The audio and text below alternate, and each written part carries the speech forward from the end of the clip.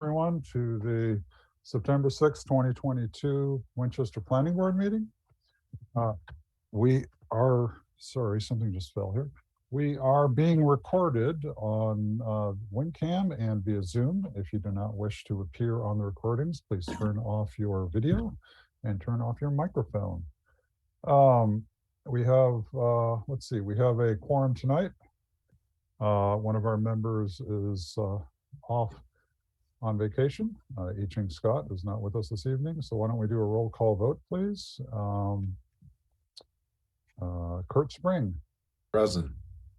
I'm sorry, I usually go by who's ever in line here. Nick Rosettos. Present. Sally Dale. Present. And I, Dave Jarius, am also present. We are joined tonight by our town planner, Brian Zakelli, by our assistant town engineer, Brian Mantor. And this evening, we do not have with us our recording secretary, but she will be viewing it on tape or whatever they use these days. Nick, you wanted to make some corrections to something? Yeah, I did. I just was thinking a couple of things. I guess the first one regarding the vote on 53 Wildwood. After reviewing the regs, thinking about the comments during the meeting, I concluded that the voting options there were prescribed by the regulations, with possible conforming votes being either yes or abstain. I voted no, but I've concluded that my vote should have been abstain. I think at the end of the day, I recognize it's particularly important. Our job is first and foremost to uphold the law and the regs. So I just wanted to make that comment. And also in this case, there were property rights and issues at stake as well. In the discussion of the Rocky Ledge Terrace, I used the term done deal, which I acknowledge is a poor choice of words. Nothing is a done deal until it's voted on by the board. And any of all that can be changed until then. Anyone who wants to can have a say. If anyone got any blowback from that, I apologize. It should be on me. And lastly, as long as I'm in the confessional booth, we not so often have these opportunities at the beginning of the meeting, so I missed the opportunity to mention that I thought I was a little bit tough on Anthony Marino when we talked about 910 Main Street. And ultimately, the message that we want to project, I think, to the builder community is that we're open for business. So thanks for letting me get those comments in. I'll give it back to the chair. Thank you, Nick. That was thanks a lot for your honesty and wanting to move forward. So I really appreciate that. Let's see. At this moment, so we have a kind of a Brian, if you want to pop up the agenda, please. So we have to not really sneak something in, but we haven't been able to schedule a discussion of the Washington Swanton development because of the timetable of when it was presented to the select board and our own agendas. So there is a deadline for comment, and I know the select board is bringing this up on their next meeting on the next Monday on the 12th. So as you probably saw from Brian's email, we'd like to make some sort of a contribution to that discussion, but because it's not on our agenda, we cannot actually discuss it amongst us this evening. But if you have an opinion that you would like me to convey to the select board as an individual member of the board, then I can do that. But we can't come to a consensus because we just legally can't. So a couple things I'd like to ask at the moment is I'm currently out of town. I really hope to be back in town next Monday. The select board does do their meetings in person. So if the board wants me to convey individual members' opinions next Monday, I'd like to get a vote on that. Otherwise, you can obviously attend the select board meeting yourself as an individual member of the board and make your comment there. Whichever way the board's members want to do that.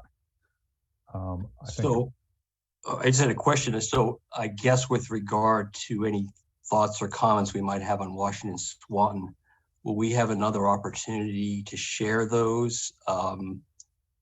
Should I share mine here at this meeting, or would it be better for me to send it as an email the way I Ching did? Or should I just wait until another more? I don't know that there, I'm, Brian, could you, maybe? Yeah, Yeah. sure. I think the easiest thing would be to, as a member, if you have comments, it would be to send it to the select board, which would be through the manager's office. You can give it to me or send it directly to Patty Mahalich, who is the admin for the select board. So they're taking comments, but so they would be, you would say that you are submitting these comments as a, really as a resident, not necessarily as a member of the board. But I think, I think that's how that would work. So I think that's the easiest and best way is just to do directly to the manager's office. Would you be willing to take my comments and forward them? Of course. And I guess, will we be asked to sort of opine as a board at some point in the future, or is that? We will have we will have several opportunities as hopefully this development goes to the next step after some type of LDA. It would still need to go through the ZBA for permitting. So it still would have a ZBA process that would it have to go to. So this is not the last bite of the apple. Great. Sally, please. So I just got in under the wire a quick email to Brian Carbon Copy Diab that had my thoughts and comments and questions. Should I send that independently directly to the select board? Yeah, I think that would be good. I think maybe Agreed. maybe it's best if we just all do it individually. And then, Okay, and I will edit it to say that I'm writing as a resident. I mean, I think you have some, your duties as a member of the board and your knowledge. I think you can certainly say you're on the board. Okay, yeah. Just that your opinion is is your own opinion and doesn't reflect the rest of the board. Right, that's exactly right. Okay, good. Thank you very much. And so I don't know if there's, so I think that kind of obviates any need for me to appear before the board as the chair and convey the board's opinion. So that But it does indicate that I should get it in my calendar for next Monday night. Yeah. Like Brian, did you I have have it other? in my calendar. Well, excellent. I know. How amazing is that? Okay. It's going to be a tough choice between the select board and the historical commission. I don't know which I'm going to want to attend on Monday. Wouldn't you just be able to send your comments in and those would carry the weight of? Yeah, I think so. I think that's what I we'll don't do. know. I'm asking. Well, just have two computers and, you can't do a Zoom on the select board because they're, you could do a WinCam. You can just watch it. Put it in the background. Right. Okay. Excellent. So that was easily dealt with. Yay. Why don't we move on to Brian? Do you have any updates you want to talk about?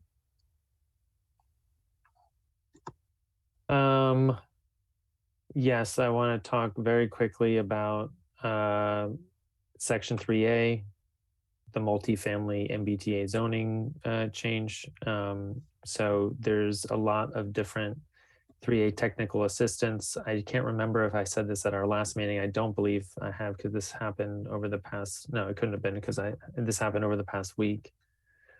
Was that it seems like this first round of most of the technical assistance for a large part of the money is for communities that are rapid transit.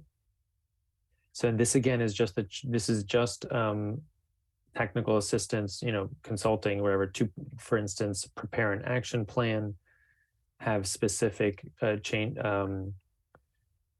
proposals for the exact wording for the changing in zoning. Like, what is it going to do to get it,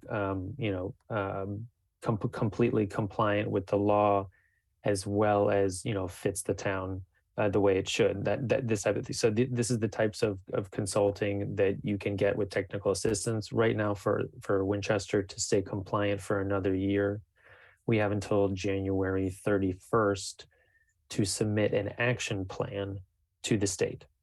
So that's what I've now applied for, a different pocket of money, not for that major portion that, like I said, is for rapid transit communities, which we are not. So I'm applying to this other one just basically for the action plan before for January that basically lays out all the things necessary in both the CBD and potentially GBD 2 and 3 that we would have to do to make it large enough and dense enough to be completely compliant with the law that would allow us to allow us to apply for the One Stop for Growth Fund, which is the largest development fund that is a number of buckets of money for town. I'll stop there. Okay, thank you. I think you just highlighted the really short time period we have to work on things. So I think this will be coming before the board, I think fairly rapidly.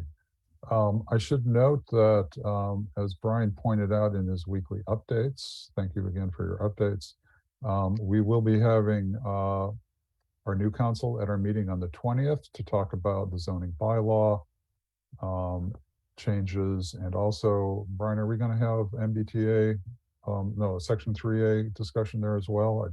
I thought that we were. You'll have to give me a minute. Okay. I'll check. And the chair of the ZBA has reached out. They want to have a joint meeting with the planning board. I haven't had a chance to reach out to him and speak with him exactly on scheduling, but considering what we're going to be discussing on the 20th, which is the, what did we call it? The mini site plan review, the small site plan review. We came up with a cute term for that.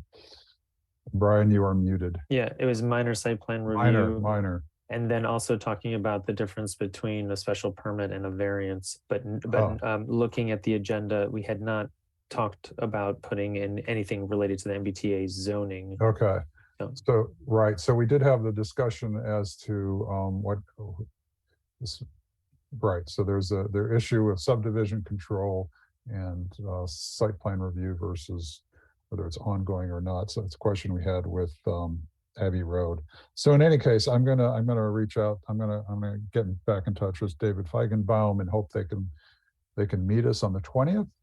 What I would love to hear from this board is if you have any specific issues that you would like us to discuss with the ZBA at our joint meeting, please send them. In this case, you can send them to me because I will be reaching out to David and we'll come up with a joint agenda and we will move on from there. And I think we should probably start setting up some more joint meetings after everyone gets back from vacation, which most people probably have. Okay. I'm glad to hear that we've reached out to ZBA. I think it's the other way around. Oh, really? Yes, oh, okay. David reached out to me and said, "Oh, that's hey. great. Oh, that's fantastic." So yeah. I mean, certainly issues. That's really great news. Yeah. Just because I mean, all the stuff we've been talking about. I mean, everyone is, as long as we're talking to one another, I think that's awesome. Yep. And so that's, I think we have come to the end of our updates and we're exactly on time for 7:15 well, we're not opening it. We're continuing our preliminary subdivision hearing on Rocky Ledge Terrace. And who do we have with us from there? We have Mark Vaughn, attorney. Yes. We have Richard Belleville and Brian Tim, and whoever is Lori. Lori, if you could please put your last name just so that our recording secretary can get your name down correctly for the record. That would be appreciated. So just you three folks from the development side? Yeah, could we also mute Drew Gallant from my office? I'm sorry, Mark, if you were going to say that. Oh, there he is. Able to see who was there. Sorry. Yeah, but good evening, Mr. Chairman and members of the board. Pleasure to be before you tonight. It's attorney Mark Vaughn with the firm of Riemann Bronstein, representing the applicant. Ricky Beliveau, who I know you've met before, is on as well, the applicant, and also Brian Tim and Drew Gallant from RJ O'Connell. So I know at the prior meeting that you had, losing track of time, Mr. Chairman, I think it was probably a month ago, we gave a pretty detailed presentation, not pretty detailed, but very detailed presentation in terms of what the preliminary subdivision consists of. 3-lot subdivision off of Rocky Ledge Terrace, stub road that was laid out several years ago. And again, this was a preliminary subdivision plan that we filed. We know that, we would then need to go to the definitive subdivision stage. I think the board at the last meeting did vote relative to the waiver for the no dead end cul-de-sac. I think they wanted to just make sure that was tackled. But Yep. My understanding is that before acting, we needed to submit a written response to the town engineering department comments, as well as the comments from Brian Zacchelli, your town planner, both of which were done. We submitted written comments, and I believe that those were met with satisfaction by the engineering department. And We will be going through all that. And Brian, for some reason, I cannot find my my hearings. I'm trying to make sure we obey our hearing procedures. And for some reason, I cannot find them. Sure, I can get that up in a minute. The only other thing that I would add to that, other than the response to those comments, was that we were also waiting on comments from the DRC, of which we did receive right. as well. Yeah. Give me a minute and I can get those hearing procedures up in just a sec. Yeah, I could have sworn I had them here, but as usual, things have disappeared.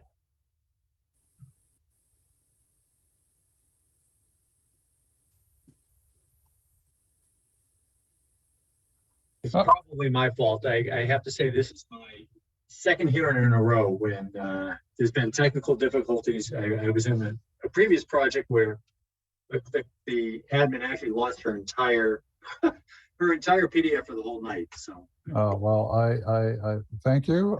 Let's hope that's just mere coincidence. I did find them. Okay, so here we go. We are essentially, we did have a public comment period last time. Boards discussed. I think right now, let's see, or we had determination of need of consultant. I don't think we actually voted on that yet. We do have, yeah, we're kind of jumping around a little bit. We had a continuation, 11.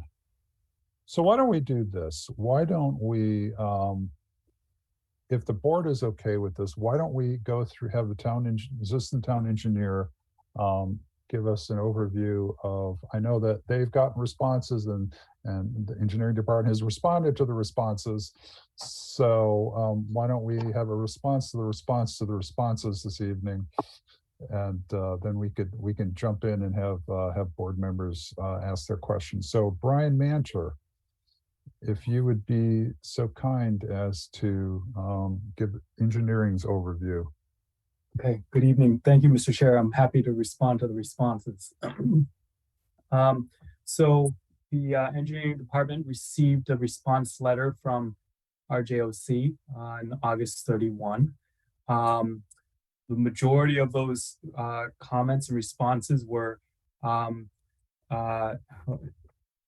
lack of a better term, we had no additional comments. I think that RJOC had directly addressed the comments satisfactorily and also gave consideration that further review would be, or further analysis would be supplied during the definitive subdivision application.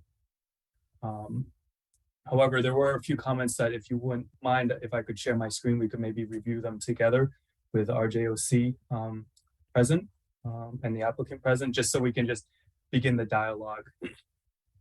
And that power is invested in Mr. Sekeli. Yeah, you ready to go, Brian? Okay, great. Okay, let me know when you guys can see my screen. It is visible to me. Okay, great. So what, if you don't mind, I'll just kind of like, we'll scroll through them. Most of them are no additional comment, but then on the ones that may require a little more, in our opinion, a little more attention, we can address a little bit further. So the first one was talking about volumes of cut and fill. And as the applicant noted, that in their preliminary review about a month ago, that it's going to be a net increase of fill to the site, and they don't anticipate blasting they don't really anticipate any blasting for the work.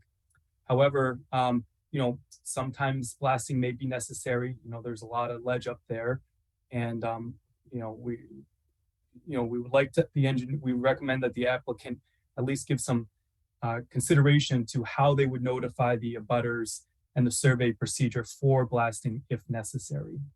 And we would request that that would be part of the definitive subdivision application. The next comment we had was regarding existing areas of vegetation having a slope, or existing vegetation on disturbed areas of land having a slope greater than 15%. And the applicant is they're going to minimize the impact, which was really good to see. However, the engineering department requests the applicant provide drawings detailing where these areas of vegetation disturbance will be, especially on the slopes where on the areas where the slope is greater than 15%. And that information to be provided as part of the definitive subdivision application. And if I'm going too fast, or if the development team would like to, you know, ask a question or for clarification, please interrupt. Yeah, no, everything is fine thus far. No issue with your comments required, part of the definitive, right? The next one was removal of stone walls. So the applicant describes the nature of the stone walls, and the engineering department just requests that the applicant provide drawing showing the actual limits of the impact to the stone walls as part of the definitive subdivision application. No additional comment, no additional comment, no additional comment. Additional comments. I'm going a little quick here, but the applicant satisfactorily addressed the comments. Let's go keep going. Okay, so then the next one, the applicant proposes a drain connection into rocky ledge.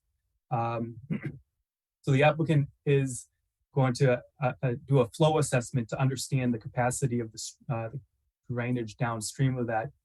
And the engineering department's comment to the response was that their findings were to be also reviewed, not just by the engineering department, but by the peer reviewer, in addition to the engineering department. So the next one is talking about the water mains being looped. The applicant is requesting a waiver for this requirement to have a looped water main. And it's the engineering department's recommendation that a waiver not be issued until an alternative analysis is conducted by the applicant to show that there is no other viable option or opportunity to loop the water main.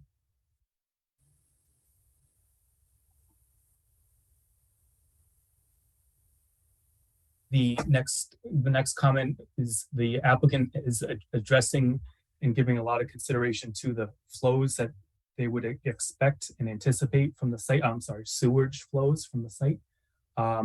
and that the engineering department recommend or request that the capacity assessment be part of the definitive subdivision application.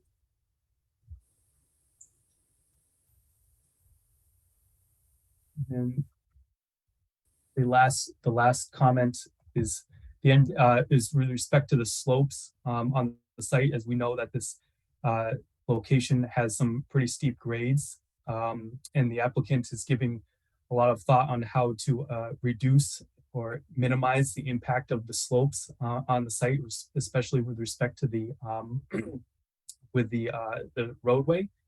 But the engineering department does not recommend a waiver be issued on the slope of the roads until a further analysis is conducted to see if there's any opportunity to further reduce the grades as proposed. So we're not saying that that the applicant can meet the letter of the law. We're just seeing if the applicant can see if there's any opportunity to make what the slopes that they're proposing a little more favorable. If you don't mind, I'd just like to jump in really quick. And Mr. Mantor, we can definitely deal with this offline. We don't need to get in the weeds tonight.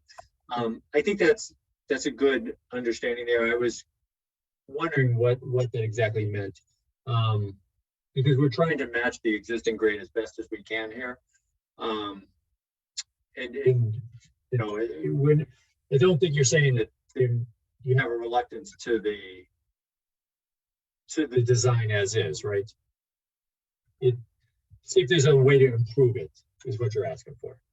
Exactly. The requirement is that that there shall be a maximum allowable grade of 8% over a distance of not more than 300 feet and 7% in all other cases. And I believe there are locations within the roadway where you would have 7% or greater. So going strictly by the letter of the law, you know, you would be required to get a waiver for that that deviance of the standard. So the engineering department's just request is that the applicant look at their proposed grades a little more from a different angle to see if it's possible to reduce the percent grade, the proposed grades to get closer to the standard. So I just want to make sure I understand that correctly, and I don't want to beleaguer the point tonight. But we do understand the existing roadway that's out there today is at an 11% grade. So that's in excess of the maximum allowable of 8%. And we're tying in, and our grade is 2%. And to be able to create a roadway, you need to put the vertical curve. So you have to transition very, very gradually, if you will, or it's a curve, right? To go from the 11% to the 2%. So in a spot, it will be 8%, but our proposal is at 2%. If we just changed 11 to 2, that would be a severe bump, if you will, on the road, right? So we're trying to bring it down as quickly as we can. And we'll work offline. I just want to make sure everybody understands that. We're dealing with the existing conditions that we don't want to affect the neighbor who's using that existing road right now that's at 11%. So, and we can talk offline. I just want to make sure that we're all understanding the same thing. I think so. Great. Yeah. Okay.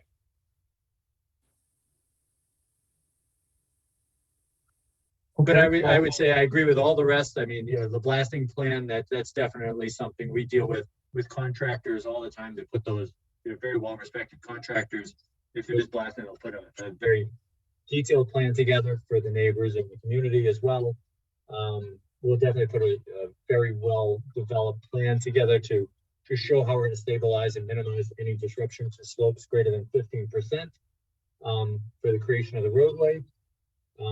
Removal of the stone walls, we definitely can detail that to really explain which walls we will be removing or disturbing, which we'll try to minimize as best we can. We're obviously trying to as short a road as possible, and tying into the existing roadway. We're kind of tied a little bit on that. As far as the downstream drainage assessment for the peer review, I'm assuming that means basically on Wagon Wheel Road, that drainage that we're going to be tying into, we're not going to surcharge that. Not an issue at all. In an alternative analysis for the loop water main, we can definitely provide that as well. So that all seems very, very reasonable, as well as the sewer assessment flows. I'm not concerned with our calculations at all. So.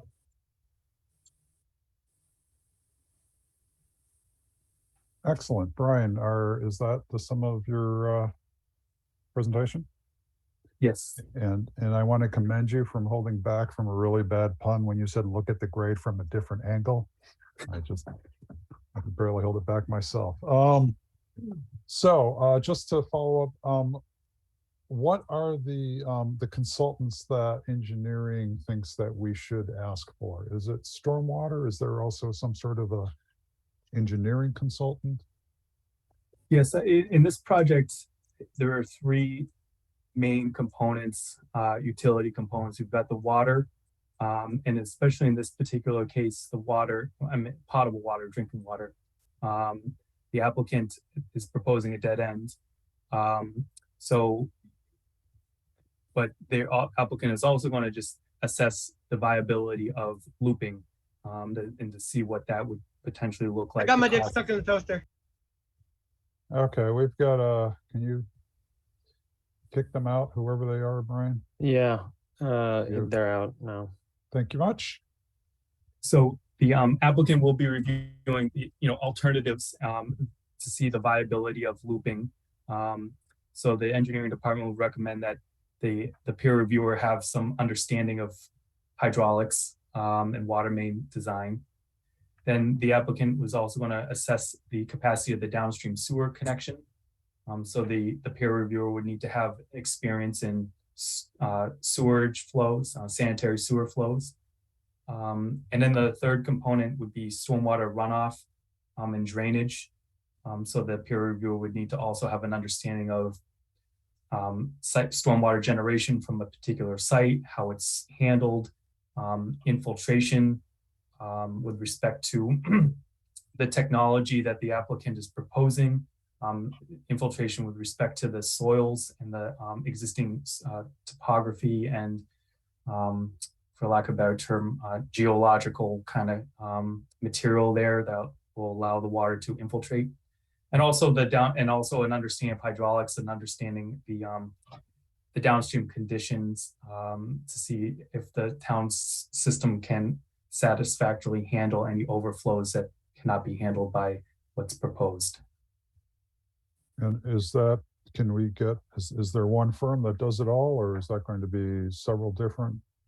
I think in the past, when it comes to stormwater and site design, the town has looked at VHB to assist with that kind of assessment.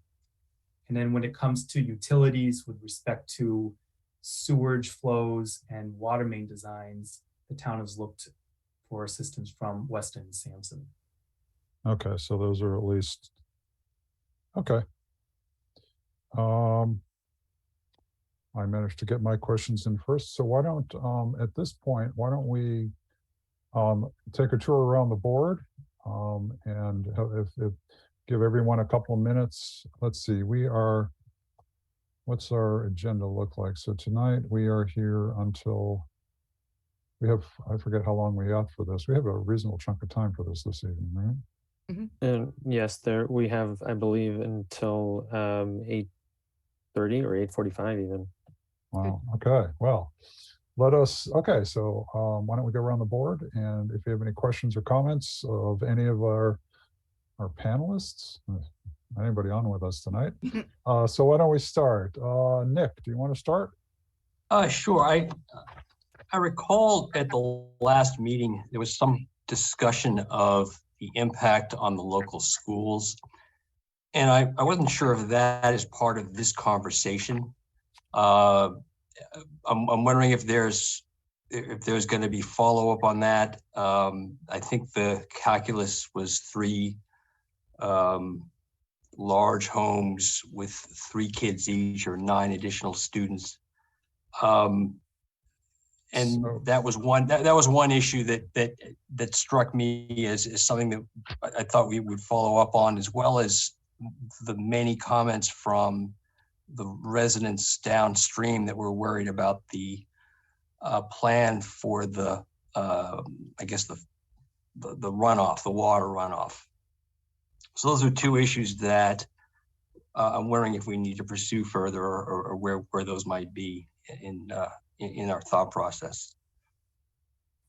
So as part of, since we are just looking at subdividing the land and ensuring that the lots are buildable.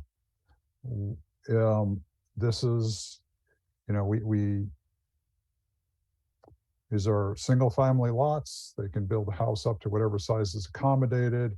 If it weren't for the fact that they need a waiver to get in, this would, well, it does have to be subdivided, but essentially anything that's done after we say, yes, you can put the road in there and you can divide it up, that's our only real purview at this point. Okay, that's fine. I just want to understand the process. Yeah. And then your second question, I'm sorry, could you please repeat that? Oh, the comments about the water runoff. Brian Manter, do you want to talk about the systems that are in place to ensure that the neighbors aren't affected? Certainly.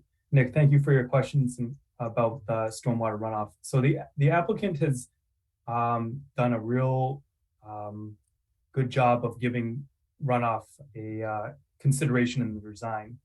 And the way they're going to handle the increase in runoff due to just the natural development of a site going from a wooded area to an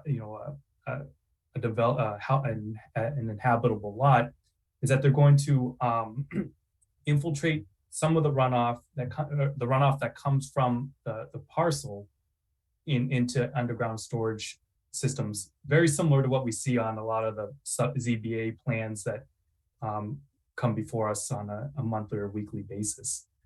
In addition, the applicant is also proposing what I'd call like a common area infiltration system to handle runoff from, anything that additional stuff that may come off from a driveway due to grades or from the roadway will go into an infiltration system as well. And that, it's anticipated that you would theoretically could potentially see less runoff coming from this whole parcel than existing conditions. And the way that would happen is that they're capturing the flow and pushing it underground. And also it looks like they will have smart grading done so that runoff would go towards directions that the design team would want it to go rather than flow off towards a neighbor. I believe there was a neighbor that had concerns about runoff going towards his house, and he lives kind of to the left side of the parcel. So the applicant is aware of this, and they would grade their site so it would flow, away towards the main roadway and away from impacted person downstream. So that description is really helpful. And I guess my follow-up would be, are you comfortable that those steps are adequate? Yes, the procedures that we have allow a designer to come up with different approaches to this. The design team has already given consideration to the preliminary design of the site and to make sure that the approach of no increase in rate and volume was going to come from the site. So I know that they've given some initial consideration to that. So I think, the framework is in place that the design team and the town can follow in conjunction to make sure that at the end of the day, the goals and the guidelines of the town are met. Great, well, thank you. Welcome. And Nick, I just want to say we do have, I'm pretty sure the board will be asking for an independent consultant to look at that stormwater runoff. Mm-hmm. So that we will have someone coming in and looking at that design and giving us a separate opinion on whether it's sufficient. So that's great. I mean, it did seem to be a significant concern among the residents that showed up at the prior meeting. Yeah. So. Yep. Thank you. Thanks for bringing that up. Let's see. If you are done with your questions, Nick, I think I will turn to Kurt. Are you? Sure. I just had one quick follow-up question from Nick. I don't know, Diab, that I totally understood the answer, which was on the impact to schools.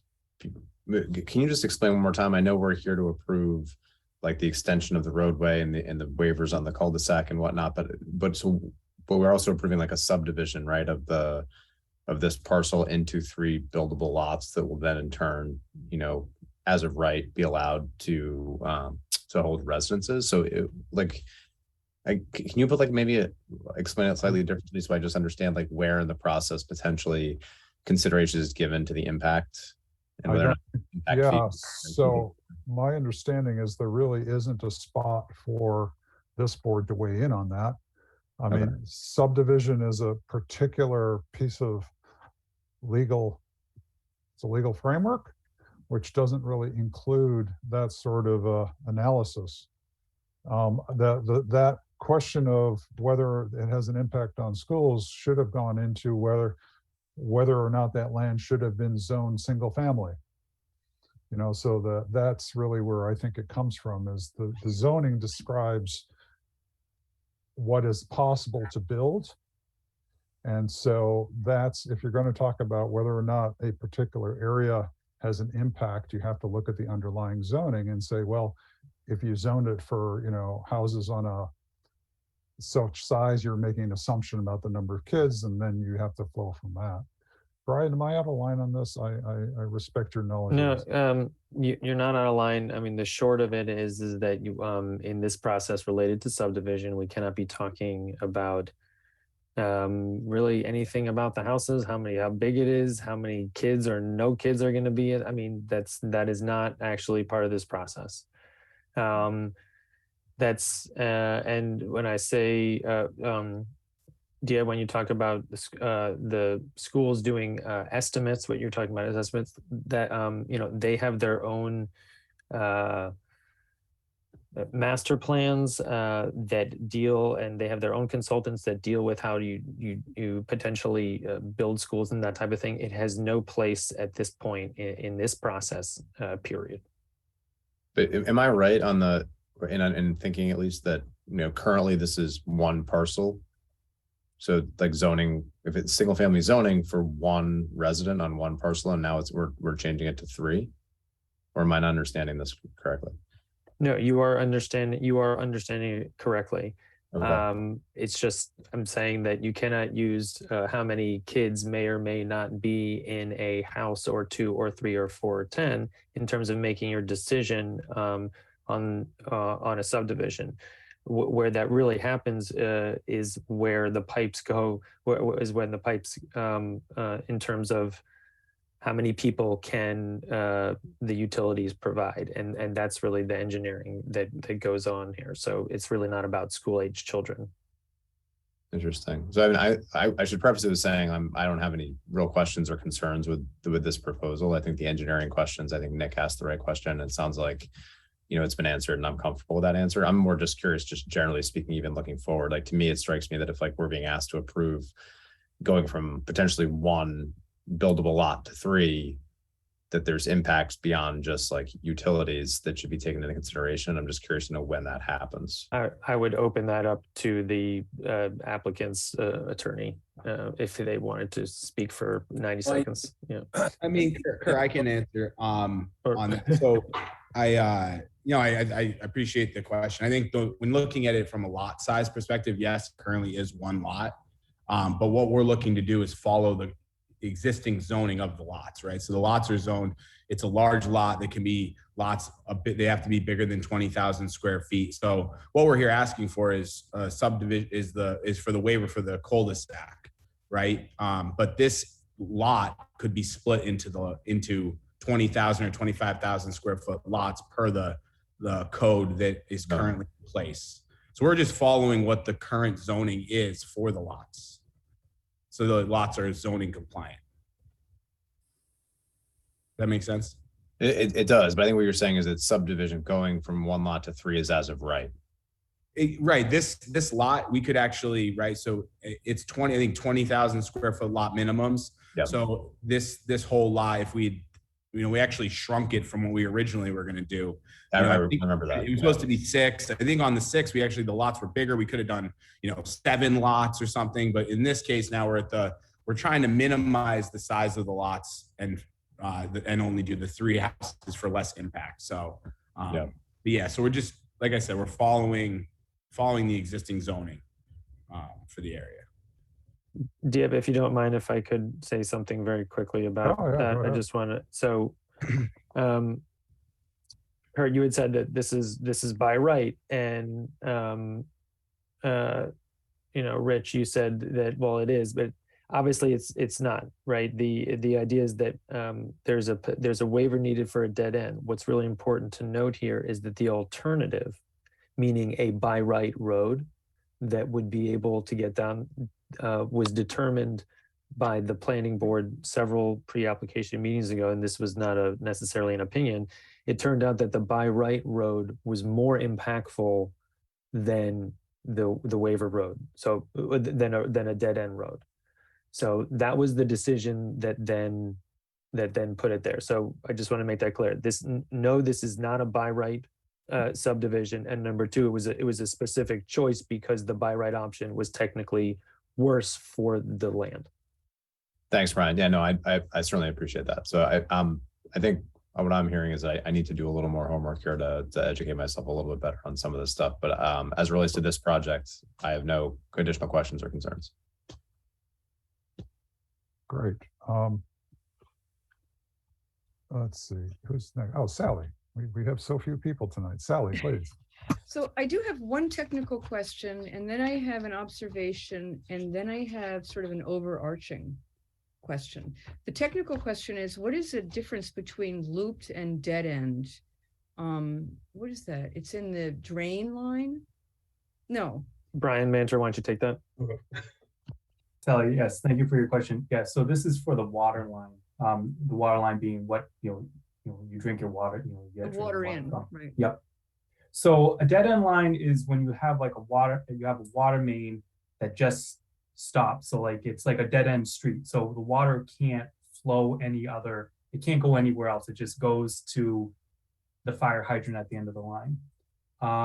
So a drawback with that is that the water in that water main can get a little old, can get older. It's called water age because it's not flowing all the time.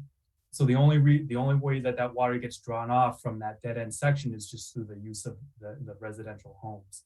So water age can come an issue, and that's not necessarily a bad thing. I mean, there's plenty of dead end water mains in Winchester and in surrounding communities. It's just it's good practice if possible to loop it. That, in other words, that the water is constantly always flowing around, so you're always having a nice circulation of water. Okay. And then additionally, it's slightly better hydraulically to have a loop water main than a dead end water main. Right, that's very helpful, thank you. My second point is having to do with, I think I saw this in here, about having the drawings. Maybe it was early in your memo, which, by the way, I want to compliment you on the thoroughness of your memo. This is having to do with showing the footprints of the buildings and the grading within the lots. Was that was within your document? Yes. Yeah. Let me see. And I want to say that based on the difficulties of the process with Abbey Road, I think that's a good idea. I just have one question about that.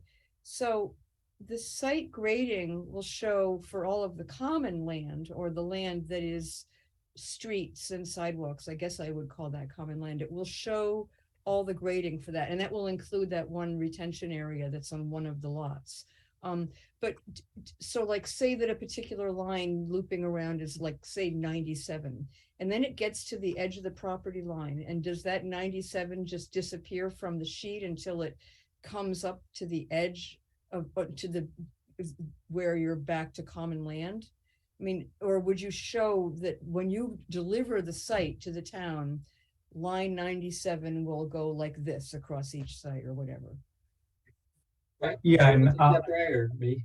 I'll Brian, if you don't mind, I'll try to give it a shot, and then you can Sure. interject.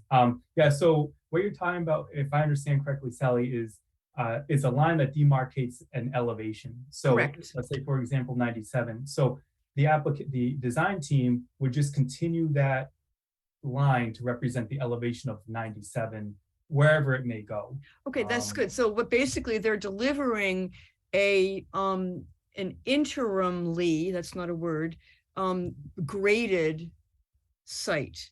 And then it's up to the person who buys that site for the purpose of building a house to come back to the town at that time when they come back for site plan review or whatever, to say, well, here's my house and this is how it's going to work with the house, right? That's what happens.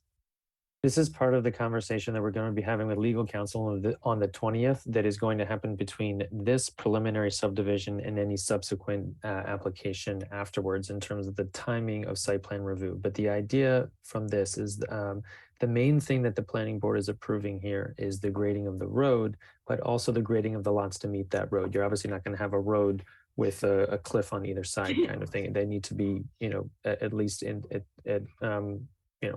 Right. But whatever they trigger through site plan review, totally different That's right. process.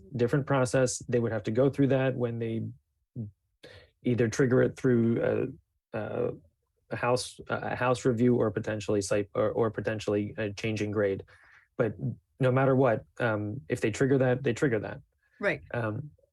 Yeah, no, I think my concern was just to make sure that in taking off the house footprints, which I think is a good idea, and in the way it was written in Brian Manter's memo, I think it said to take out any grading indications inside the 3 developed lots. I didn't think that was a good idea. Because you are correct. That is Sally. You are correct. That the grading will go and should go on the lots, which they're going to show us what they're doing, and yeah, just show us the grade of the delivered product. Whatever it is how- whatever it is they're going to show us, that's what's going to happen. Meaning if they may or may not trigger site plan review at this time, I have no idea. Oh, I don't either, but I just want to make sure that like some crazy outcome, like you said, that there's a cliff in the middle of a lot or something. We don't want that. So that was my second comment. And I think that I've been satisfied that it will be addressed, that we'll see grade lines cutting across lots for the finished product. And then the third thing that I wanted to say was with regards to the waiver, I think maybe it was Mr. Vaughn or was it Mr. Tim or maybe it was Diab, who said in the beginning of the meeting that, I'm sorry, I should have written it down, that the planning board has already voted to approve the waiver. And that I don't think is my understanding. I think we took kind of a straw poll, and I don't think we can vote until it's come to us from the Zoning Board of Appeals, or no, that's wrong. We can't vote until it comes before us to vote on that question, and I don't think we did yet. And I personally am not opposed to the cul-de-sac because I agree that putting a road all the way through to what I think would be Socrates, as Brian Zakeli said, would be more environmentally disruptive than creating a cul-de-sac. And I'm pleased to see that the developer is proposing to do an island cul-de-sac. And I will be paying very careful attention to how that island is designed and landscaped, and I will be paying very careful attention to the vegetation and tree plan that was discussed in Brian Manter's memo that RJOC responded to positively. But when the town grants a waiver, my understanding is that A, we don't have to, and B, if we do, the town should have some benefit in return. And I have said before, and I said it in our last meeting, that I did not think the planning board had ended the conversation about having this be 3 two-family homes. And I looked into Brian Zakeli's update from whenever it was it April? What was the month? I forget the date now. But he said that the planning board had asked Mr. Beliveau to come back with 2 ideas. One is 3 single-family homes, and one is 3 two-family homes. And they don't have to be bigger footprints to be two-family. They don't have to put more kids in the school to be two-family. And again, those are outside the laws of subdivision. And what I understand from Brian Zakeli is that changing the zoning of a lot, and currently the lot is R20 or DA20, is not within the confines of the subdivision law.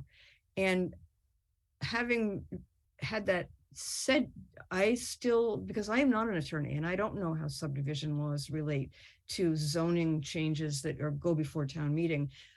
I repeat what I said before. I think it would be to the greatest benefit of the town to have this be 3 two-family homes and have all the other considerations still apply with draining, water in, water out,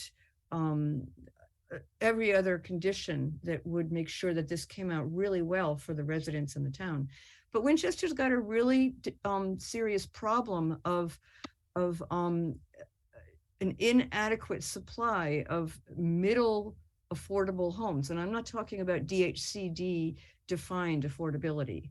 I'm just talking about mid-range houses and condos on the market. And I would be so much more inclined to vote for a cul-de-sac waiver if I thought that it was going to benefit the diversity of housing problem in our town. And so I think that's my last comment. Can I touch on that extremely briefly? Yeah, so first I want to say thank you, Sally, and then Brian, please touch upon it briefly. I can understand the desire to kind of get the best development in any specifics case before the board, but changing the density or benefiting the town in any way is not within the purview of the board. It's not allowed. You can't change the density as part of the subdivision approval process. You can vote against it, saying that there would be a better way to do it, but that's still not. We cannot.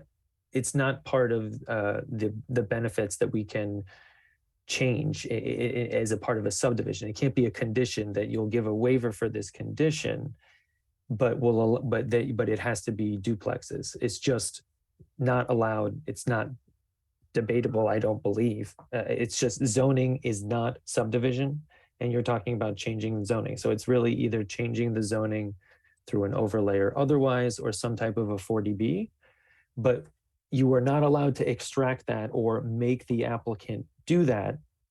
You basically make the applicant build duplexes if you give them the waiver. If that's a decision, I would imagine legal counsel, if they were here, would potentially advise against it. And I don't know if Diab, you want to allow someone to address that, or if Sally, that's good. It's totally up to you, but that is a big deal that I will say that I would advise you as the staff of the planning board to not put that as a condition on the subdivision. That's inviting something that we don't want. That it's not allowed. I wish that you don't do it. So I want to. I think that there's two issues Sally brought up, which was what did the board actually do? Did it vote or did it come to a consensus? I believe Brian, my memory is like I can go back to the minutes, but the board did vote. I believe it was a 5-0 in favor of the waiver. We can certainly, it only makes sense to go back to the minutes, but I remember, that's what I remember. It was more of the board, and it's actually, I just talked on it very briefly a few minutes ago, saying that the by right road turned out to be worse than the cul-de-sac. So Diab asked for a vote of what people wanted in relation to that specifically. I remember a 5-0. I have been wrong. We should go to the minutes if anyone else wanted to say anything. Yeah. Can I respond to that, Brian? I just sure, real quick, yeah. It's just the question of whether because this is still a preliminary application, and we're not reviewing yet final submitted plans, that my understanding is that it is sort of what I would call a straw poll, not a binding vote. And if a straw poll came out with 5-0, in my vote of the 5, It was in support of what you just said, Brian ZS, that putting a road through was way more environmentally destructive than giving a waiver for this cul-de-sac. But I still stand by my other observation. And when I think about what we're trying to balance with Rocky Ledge, and I had made this list a while ago. Yeah, can I just shut in real quick? Yes. We had when this came up last fall, and when we were looking at the 6th division, the 6-unit plan, one of the things that came up is what sort of public amenity that the developers could provide in order to provide some link to the neighborhood, things like that. We had town council come in, Art Krieger came in, and he provided us with, I think, a very narrow ability to request additional things in order to, They had to be related, Yeah, had to be very mitigating of the thing that we were waiving. had to be very specifically associated with the reason for why we waived it, or the reason why that we wanted to, why the cul-de-sac rule was in there. I remember So- the conversation very well. So I think that it would be very difficult to link a cul-de-sac waiver to increased affordable housing, because that's really not why the cul-de-sac restriction is in there. And so I would think that there isn't a lever there. I mean, and again, requesting that, I don't know who would go forward with if we wanted to get more units there,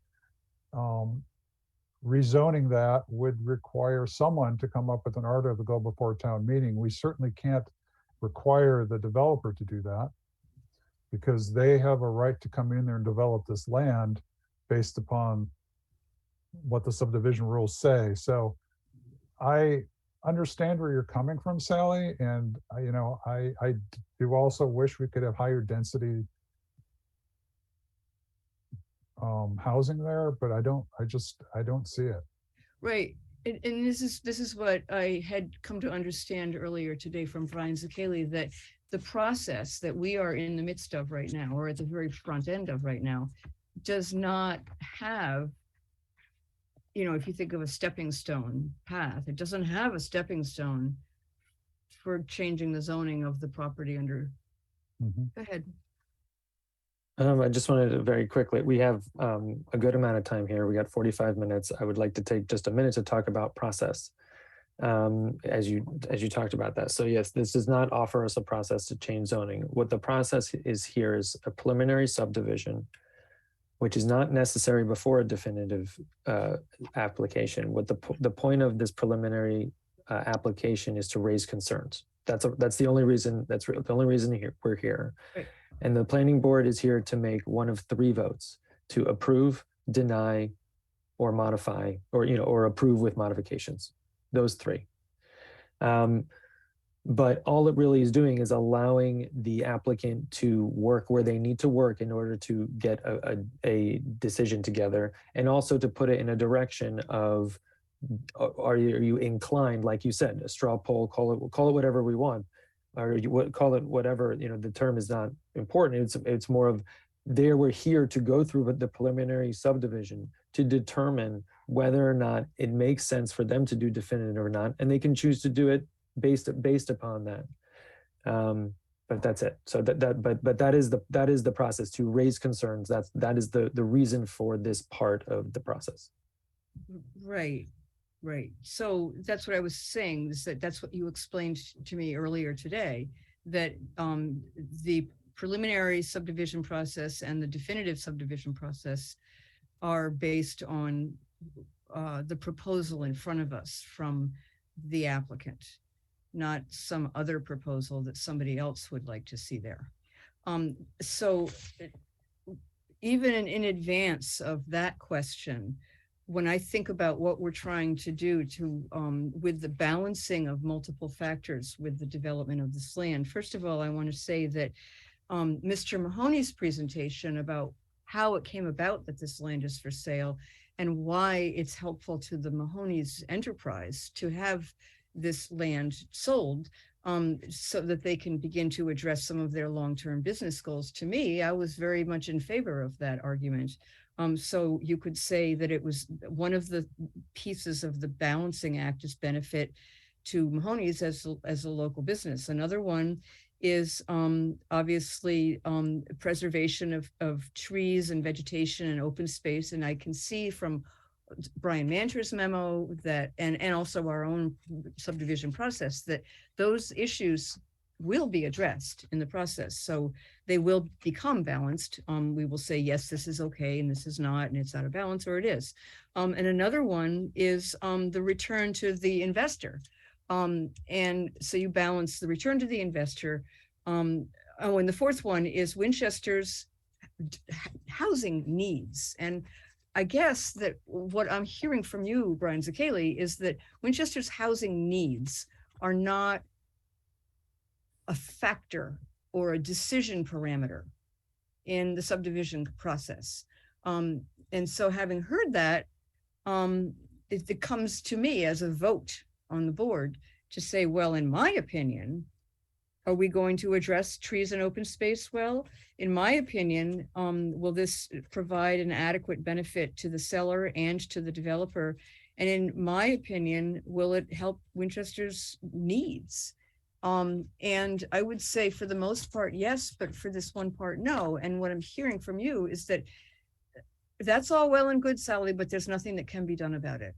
So I guess the one thing that I would like to see is, and I don't know if I even have the right to request this, but you never know unless you ask, is what is the difference in the return to a developer to do 3 single-family homes on 20,000 square foot lots, or to do 3 two-family homes on 20,000 square foot lots? Same impact from an engineering point of view, and probably same impact from a school's point of view. So when I think of all the factors I'm balancing, that's the one I'm curious about. And Yeah. you can ask, but they don't have to say yes. I'm sorry, Yeah. say what, Diab? You can certainly ask that question, but they are not required to give you that information. No. If I could say respectfully, through the chair to board member Deal, I mean, I hear what you're saying relative to, you know, what the housing needs assessment of the town and all that. But, you know, just back to the point that my client, Ricky Beliveau, made, and I think that Brian Zacchelli made. I mean, we have to work within the existing framework that we're in. The current zoning says single family lots only. There is no ability to do anything other than that. I think if over time, you know, the town decides that, you know what, we would like to create the ability to have 2 families in the zoning district, or any other single family zoning district in town, that's always an option for the town, but that's the legislative body of the town, which is town meeting, actually coming up and saying, you know what, this is something we feel is necessary to do. But, you know, I don't think that anyone's ever done a financial analysis of, you know, 6 duplexes as opposed to 3 single families. And I don't think it really comes into play at this point. Okay. So I want to step in and give my questions or my comments. So the one comment I have written down here, well, I have several, but this one is an engineering question. And I know that you do not anticipate blasting, but if you did blast, from my recollection of the photographs that were shown us last year, there are stone walls everywhere on that property.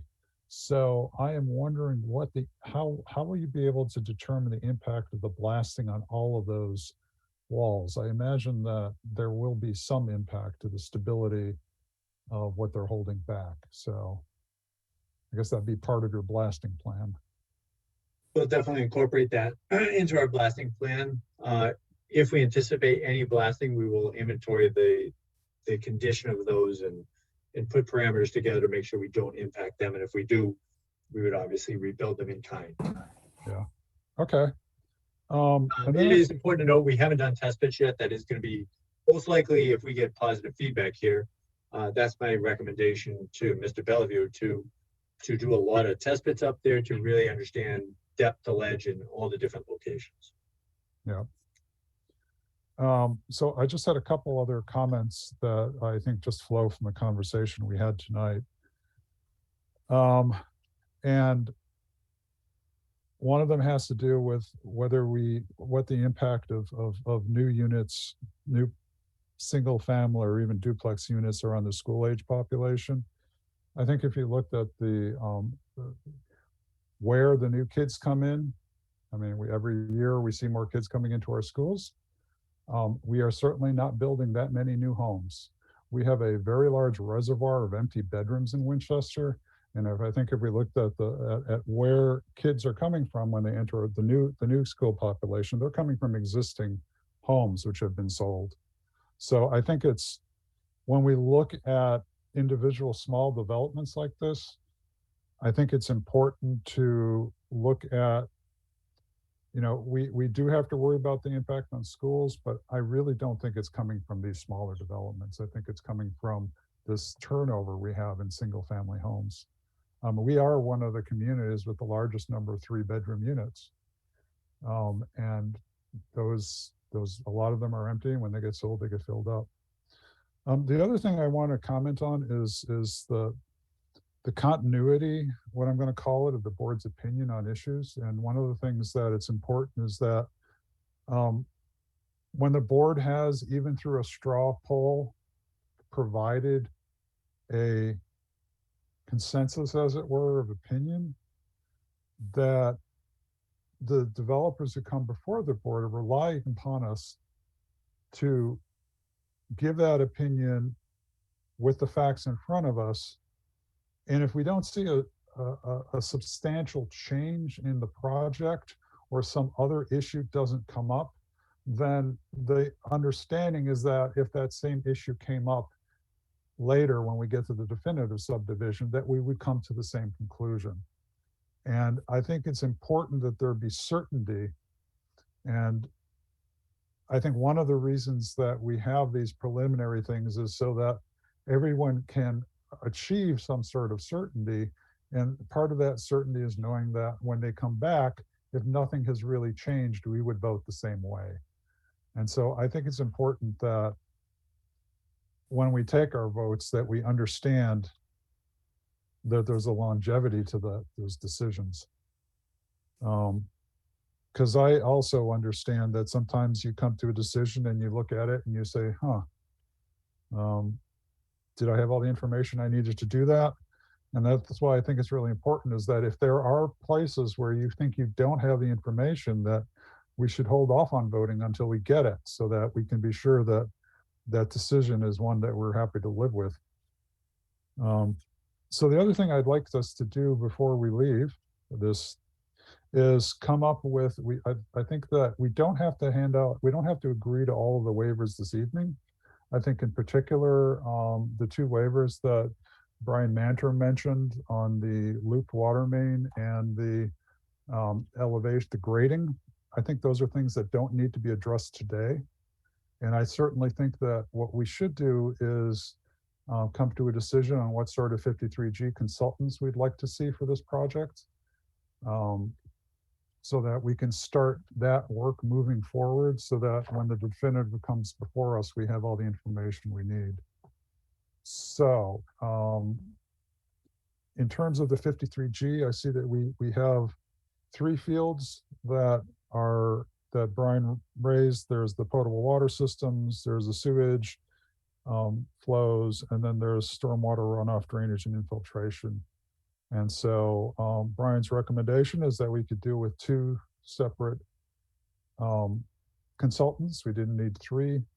And so I think what I'd like the board to do is to, if someone would make a motion, that we would ask the proponents to, Brian Zucchelli, can you give me the correct wording on this, please?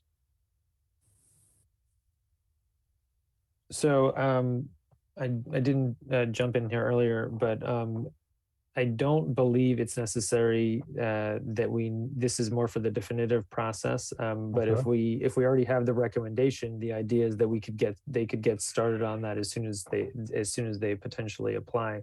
But Mark Vaughn, correct me if I'm wrong. I don't think it's absolutely I don't think it's necessary at all that we do vote on the outside consultants at this time.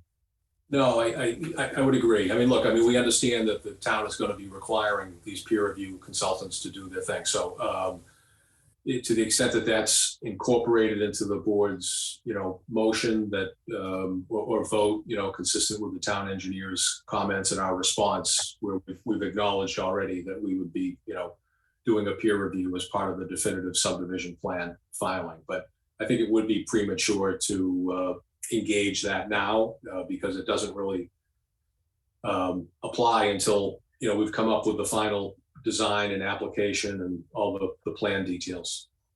Okay.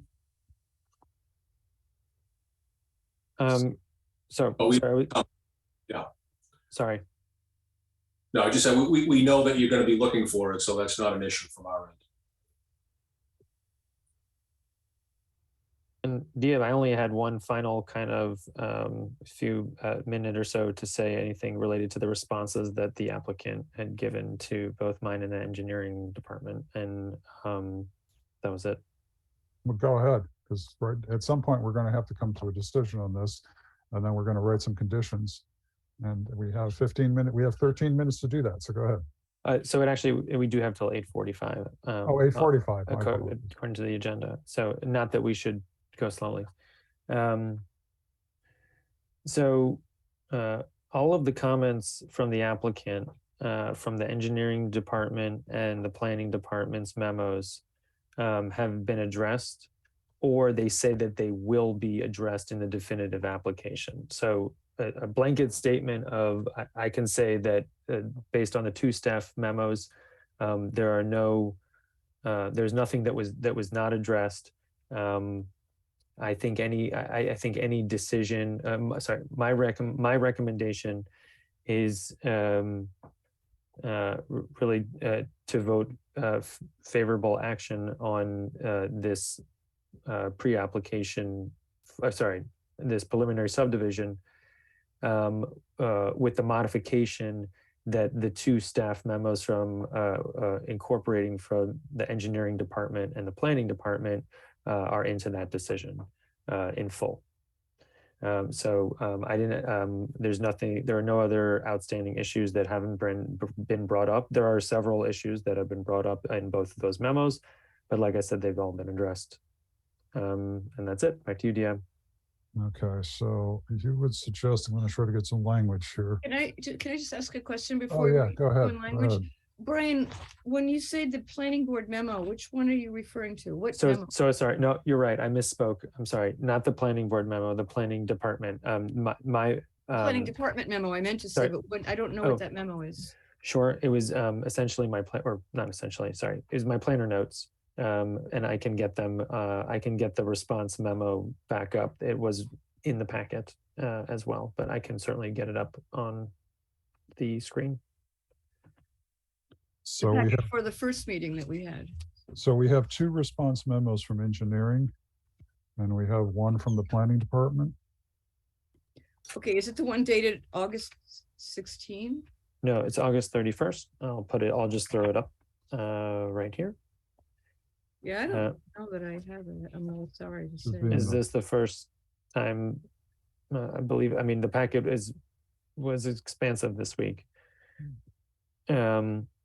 But Yeah, this is so just like the applicant responded to the engineering department, they also responded to the planning department. Their responses are in red. And like I said, they've either addressed every one of my responses or said that it will be addressed specifically in the definitive stage. I'll make sure that everyone has a copy of this. I'm sorry if it is possible it got buried or maybe it was in an email. I'm sorry that I might have. If you just quickly scroll, that will be No, beneficial. it was in our packet. It was in the packet. Okay, I thought it was, but for missing it in the packet. Thank you. So this is talked about in the engineering memo. this is showing the small difference of It looks less than a- familiar, so I don't know why I didn't have it in front of me. it Thank you, looks Brian. familiar because it's in the same response as the engineering memo, because it's the same applicant from RJOC. Yeah, okay, well, thank you, and I'll look for it in the packet, I appreciate it. All right, sorry, yep. And, okay. So, yeah, anyway, that was my recommendation based upon those two memos. So back to you, yeah, but with my apologies. No problem. It gave me time to scribble some more. So here's what I've got. Well,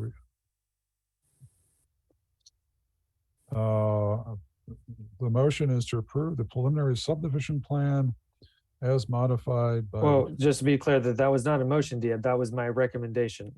I know that was your recommendation. Okay, yeah, because I I'm can't trying to- make the motions. I'm trying to create language around the recommendation, which I think Sorry. is a Yep. good summary. And it gives me language because that falls to me apparently. So a possible motion would be to approve the preliminary subdivision plan as modified by the two response memos from the engineering department and the memo from the planning department and the applicant's responses thereto. Let's make it sound legal. With the understanding that the PB will request 53G consultants. That's in the memos already, I believe, Diab. I don't. Yeah, So but I think it may be in the memos, but let's just put it there so everyone knows it's there because I'm in the middle of my sentence. sorry. Will request 53G consultants for potable water, and Brian Manter, you can tell me if that's the wrong word, sewage flows and stormwater runoff, drainage and infiltration.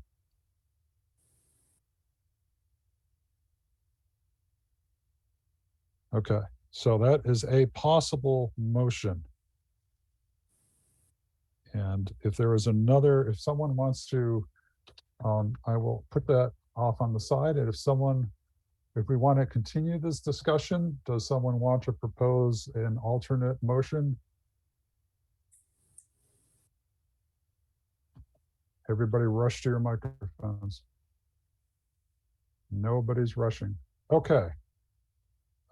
If no further discussion is warranted and no one has a different motion, then would somebody please move that we approve the preliminary subdivision plan as modified by the two response memos from the engineering department and the memo from the planning department and the applicant's responses thereto, with the understanding that the planning board will request 53G consultants for potable water systems, sewage, stormwater runoff, drainage and infiltration.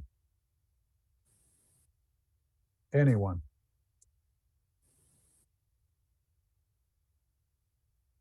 I can't make the motion apparently, so someone has to make that motion. So moved. Okay, we have one more. I'll second it. Okay, so we have Kurt moves, Nick seconds, and we will have a roll call vote. Kurt, Aye. Nick, Aye. Sally, Aye. Diab says aye as well. We have 4-0 with one absent. Thank you very much. You all appreciate your time and appreciate Brian Mann's time and planning directors at Kelly as well, and look forward to being before you on the definitive plan at some point and having more detail. But thank you. Thank you very much. Look forward to Thank seeing you, everybody. Thanks. Thank you. Okay.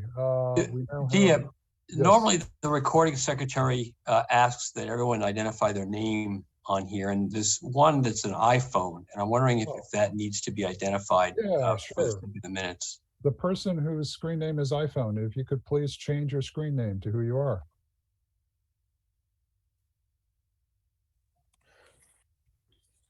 Or speak. I can certainly speak. This is Monty Morocco. Oh, you're on twice. I am. Thank you. Okay, thank you. Okay, great. Thank you, Nick. We are now, what do? We have an extra 20 minutes. This is unheard of. What do we do for 20 minutes? Yeah, I can I can put the agenda back up. I mean, our ZBAs are next, but we can't do that. Yeah, until and time to be certain. honest, one of our ZBAs is not happening either. The 15 to 17 Tufts is actually still in redesign. So we put it on the agenda just to see if they would have it in time, but they didn't. So we're actually only reviewing one ZBA permit this evening. But anyway, I'll throw the agenda up. Okay. So, So here we go. yeah, so we can't really move things around too much. Can we talk about the MBTA zoning for 15 Yeah. minutes? I was Yeah, wondering we about can that too. certainly do that, and maybe we'll get back to that if we still alive at 9:15 in case people are waiting to tune in. I know that people from the housing community might. Oh, Knowing I that- see. I see what you're saying. Well, knowing that we usually run late, I'm sure they're not tuning in early. So, but why don't we, yeah, let's talk about it now when we can come back at 9:15 and talk about it again. So, and I did not have a chance to read the last memo that we just got today. That was from our new town council, I think. Yeah, to talk about that for just 30 seconds. So Newtown Council, Mead, Tellerman, and Costa, and you'll hear it now, and you'll hear it more often as the acronym MTC. When you hear legal counsel, that should now, before it was A&K, A and Anderson and Krieger. So now you got to change that in your neuron firing, whatever. MTC is the new acronym. That was given to all of their 27 communities that they represent as a firm. So it was not at all directed towards Winchester. And I've been providing very detailed, not certainly legal, but zoning and other types of housing related positions on the zoning or on 3A. So for whatever that means, but it was very general. That's what I've heard from several people that I sent it out to already. So Okay. yeah, Great. So Not there was just one or nothing in two. here that would be more directive than what, it's short and it's a good summary. It's Yeah. good to keep reading these summaries to get used to them because there's a lot of requirements that if you're interested in it and want to geek out, which is why I'm here. If you don't want to geek out, but it is really, really interesting in how they're trying to do this. But it's very clear in my mind that this is being really viewed by the Commonwealth. It's very clear in this legislation that they're viewing the housing crisis as a real threat in terms of how serious they are about. It's really not, to be honest, I don't really believe it's really communities like Winchester. It's communities that are severely less dense around train stations. We actually have a fair, not only a good level in the zoning, like we've talked about this many times, but it's really targeted towards putting a lot more density in some places where maybe there was a lot less. But it's just, I think that's the big take home message is that with this final guidelines, they're certainly trying to work with as many towns as they can to make it possible and make it attainable. But being really serious about the fact that, we're several 100,000 units short over the next 5 to 10 years.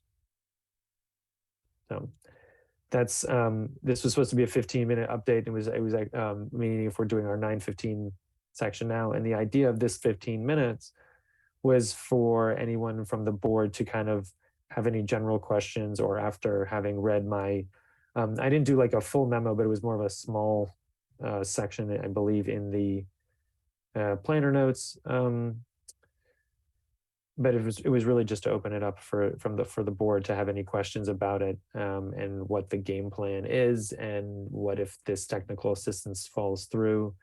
What are, anyway, it's really just kind of a free for all for the board to determine what the game plan is, or sorry, not, but if they agree with the game plan that at the moment that I've drafted, essentially, which is to apply for this technical assistance. If that doesn't work out, I know MTC, our legal counsel, is going to be working with a lot of their communities as well in order to show compliance. A lot of it is filling out forms and that type of thing to show compliance, and there's a lot of interim compliance, and that's what legal counsel and I will be working on, regardless if we have technical assistance. So anyway, I'm here to provide information. If there are no questions, that's also fine. Some of these memos are extremely dense. I'm not going to lie, it's not necessarily interesting or exciting part of the job for you. More exciting. Again, it is really interesting to me. But the point is that that's why I'm here. We had 15 minutes. It was to open it up for questions. So if there's not a lot of questions because there needs to be more clarity, that could also be the discussion as well. I have one question, and it's because my memory is horrible. So Brian and I met with Housing Partnership Board Chair John Serbier, and I can't recall when we met, Brian. Was it last week, the week before? Was it after the last planning board meeting? Yeah, I believe it was 2 weeks ago. Okay. In our last planning board meeting, I believe was 3 weeks ago. So okay. So one of the things that I took out of that meeting, and from both Brian and John, was that the directive, the guidelines have changed dramatically, and they have changed dramatically in a sense in Winchester's favor in terms of the flexibility. It has made what we might have to do much easier. And so there are a few technical things we might have to deal with in terms of how we lay out, if we can use the GBDs, and whether we have 2 or 3 or whatever, but it has made things a lot easier for us to contemplate. So I think that was a really positive thing that came out. So I think one of the comments John had was they essentially responded to all of Brian's comments that he had in the memo that he sent out earlier this year, and they responded in a positive fashion. So Brian, I'm sure you were using your mental powers to make them do our bidding, but anyway, so that's all I really want to say. The other thing is in terms of process, there is the process that Brian talked about getting help. There's also the political process in that we need to find out if the town wishes to go ahead and meet the guidelines. It is not a requirement. We do not have to do so. But if we do not meet the 3A guidelines, then we do lose out on the opportunity of getting some substantial state funding for projects. Right. And so that is a question that this board really can't answer on its own. We need to bring in other parties, obviously the select board. We may need to, this is something that I think we have to discuss with town meeting members. I don't know how we do that conversation, but we need to be prepared for the town saying what we are going to be at, what we would have to do would be more onerous than free money. Not really free money because it's some of our money, but that's the point. The point is so I will shut up at this point, and then Sally, I know you look like you have questions. Well, no, just going back to Brian's comment about geeking out. I think when I sent Brian my memo, which I see is dated August 22nd, which seems like 10,000 years ago, I had asked him for questions, asked some questions, and there were some about the action plan. And I think that you're going after technical assistance for support in making sure that our action plan meets the requirements of the action plan is great. And then I had a bunch of, this is where I really geeked out, about the percentages of total housing units and how many units that would have to be, and whether they would be in the multifamily district, which is defined as a 37-acre space, that can have sub-districts, And that 50% of the units have to be within a half mile of the station, which is good because that was our big concern, is that we couldn't fit 100% of the required units within a half mile. So I guess I just wanted to say, with regards to that section of my memo, Brian, you had some very concise answers, but I wanted to know if you wanted to share that, my questions and your answers with the other members of the board, because maybe they didn't have a chance to geek out.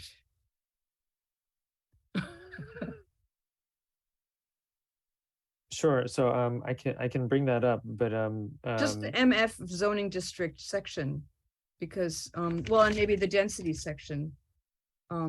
Just so we can wrap our heads around this a little bit. It's definitely. Sorry, do you mean my memo or your No, the email? one you wrote back to me where you typed in all caps in blue. Yes.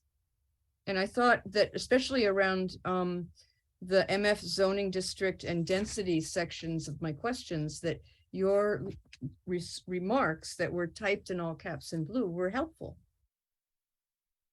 And I'm just trying to get everybody up to speed. And not that I'm up to speed, but I had this moment of geeking out in August. I hate it to go to waste. Thank you for laughing. This might be a little hard to see. Can you see this, or are you seeing anything? Well, yeah, I can see it really well. I just want to say, Sally, you've got to bank those geek out moments. Save them up. So yeah, a little, I guess. I have to ask you about that later. So yeah, I was just responding, very similar to the engineering comments from RJOC of here in the different color, just to show. So you want to just go through this, Sally, or you? Yeah, I had asked, is the Springtown meeting April, May 23 soon enough, given that they want us to submit an action plan in January, and you had said we have to wait and see what the action plan shows and go from there. It's likely we would be able to do something in spring, but it could be piecemeal, and maybe at this point you could say what that means, piecemeal. I before E, by the way. Sorry. No worries. So it's unclear a little bit in terms of what an action plan, how much of an action plan needs to be put together. It basically is only offering interim compliance, but basically between January and December, which means either spring of 23 or fall of 23, we would need to pass the zoning in order to be eligible for the funding next year and beyond. Right. So the January 31st deadline is for the action plan that would show when we plan to bring the zoning changes to town meeting. Is that what it is? Not just when, but exactly what you're going, like nearly, not the final language of the zoning, but showing how you could comply and showing the timeline for going to town meeting, how Right. you could comply.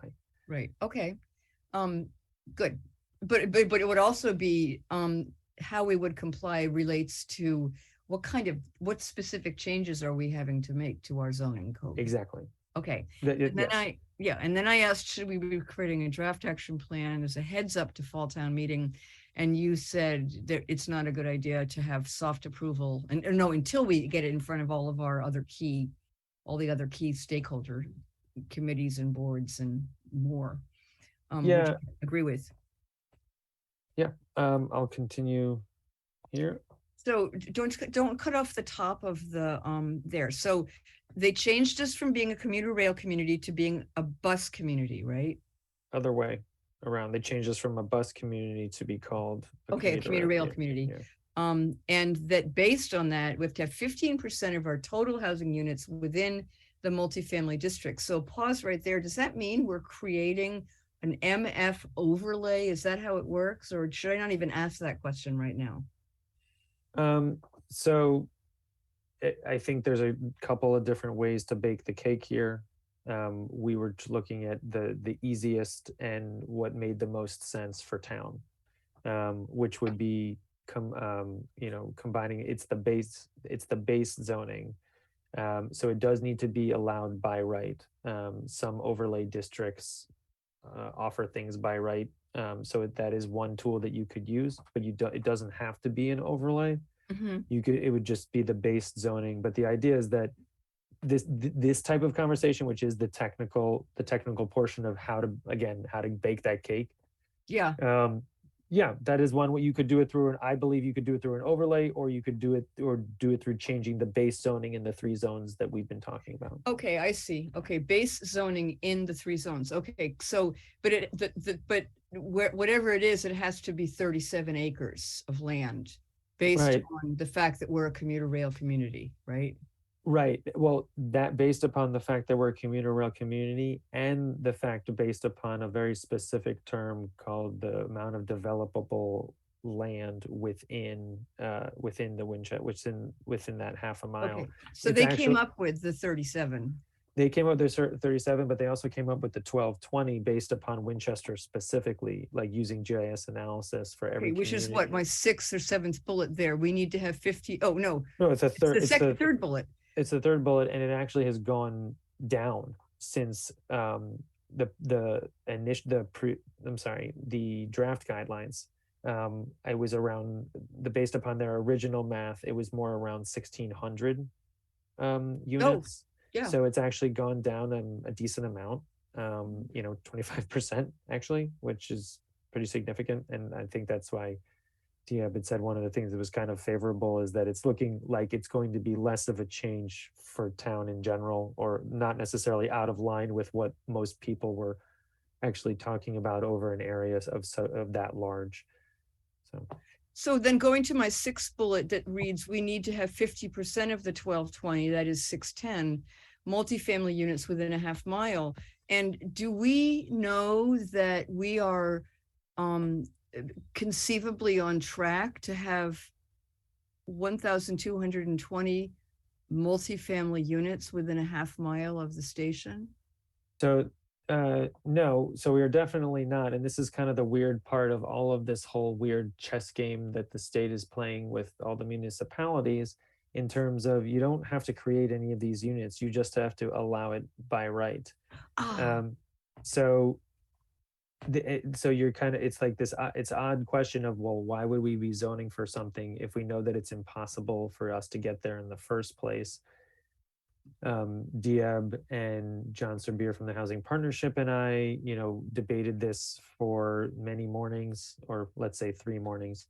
But the point is that it's an odd situation where it's just trying to promote by right zoning so that people that maybe are anti-development for centers basically don't have that option in order to stop development around to stop Right. specifically transit-oriented development, because it has been a reason of some of the housing shortage around the Commonwealth. What, the lack of transit-oriented housing? It's one of the largest problems that the state Yeah. sees in So- general related to housing. So as an example, in our MF district, we could say, we don't have to do it, but we could say in the new zoning, if you have a single family home within those 37 acres, or maybe, yeah, or if you have a single family home within 0.5 miles, you could, as of right, make it a multifamily building. Yes, at a rate of 15 units per acre. That is the number. That is the number for that's what this is all about. It doesn't matter what community you're in. It's over the course of that 37 acres. It has to be a total of at least a density of at least 15 units per acre. But what we just learned in the final guidelines was that you can actually have higher density in certain places, and higher than 15 in certain places and lower than 15 in other places within that whole district. That That's as long the as it sub-district thing. as long as it averages out to 15, that is a very large change that they made from the draft to the final, that actually changes the math a decent amount.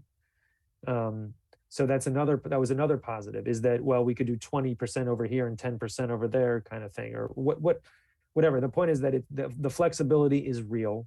The Mhm, draft mhm. guidelines was like, it's going to be flexible, it'll be great. And then now we're like actually looking at the math and seeing what the flexibility is. And it's quite favorable for a progressive town like Winchester who wants to do smart growth and build transit-oriented development, that this type of zoning makes sense. It's Right. unclear, like Diab said, of whether or not this is, this is not just a planning board thing. This is not just a town meeting thing. It's really kind of, well, to be fair, it specifically is a town meeting thing because that's Yes, how the ma'am. legislation gets done. Right, right. But the idea is that this is something that we would want not a 50-50 split on and say yay that it passed, because that's not necessarily something that's amazing either. So we want to try to get as many people at least to see the need. So scrolling to the density part of the conversation, I said, so the total multifamily density for our overall 37 acre must achieve 33 units per acre. Is that statement now incorrect? It's at 15? Sorry, no, it's 15 over 50. But if we want to, Over 50%, you said? sorry, it's 15 units per acre over 50 acres. But if we're shrinking that down to 37 acres, it's going to bump up that density. I get it. Okay. And then I commented that you could have different densities in different sub-districts of the MF multifamily district. And then I said, what is the current density and for the three as a whole? And so you said the current density allowed by right in GBD 2 and 3 is 4 units per lot. The lot Right. size being 6,500. But there really is no lot. I think what I was trying to say is that there actually is no lot minimum for building. For By building. density, you mean? Yeah, exactly. Yeah, the only limitation is frontage in the GBDs. And of course setbacks, but other than that. Well, I think I should stop being such a geek because I see that we're 2 minutes over our ZBA petition time. So I'm sorry, Nick and Kurt, if that was painful. Well, if we want to have more pain, we can revisit it from 9:15 to 9:30 tonight. But yeah, we should move. Please. Yeah, more pain. Brian, just quick, so were those reductions in, I guess, strictness of the requirements, was that in response to your letter to them? Or, I mean, that would be You're awesome joking. to be fair, but like they probably got not thousands, they probably got hundreds of comments from municipalities that frankly were our response, which it was not just my response, it did come from my department, but I did consult with Diab, the chair, and also with John Serbier of the Housing Partnership Board, because I didn't want to just only have my opinion in there. So I bounced some ideas off of them and what they thought, and then I ended up finishing the memo. But no, I don't think it was specific to mine. My hope is that they took everyone's comments to heart. But they did address several of the comments. It seems like very directly that were really problematic for towns like Winchester, a town that kind of wants to have, again, smart growth principles where they're supposed to be, and it would be virtually impossible to do what they were asking. This is already extremely difficult, but it's going in the right direction. We can't ask for much better than a better trend. Right. Most of these other communities, by the way, came out on fire against this. So, oh, interesting. Yeah. And also, I noticed in your description here that we're talking about a change in zoning that we're going to bring to the select board. And maybe we can also think kind of in parallel in the back of our minds, what would it take to have a change in zoning that would address the problem we just talked about, that Sally brought up, about, how would we proactively kind of head off another situation where a developer is going to do a subdivision, and maybe we want to be able to put 2-family versus 1-family.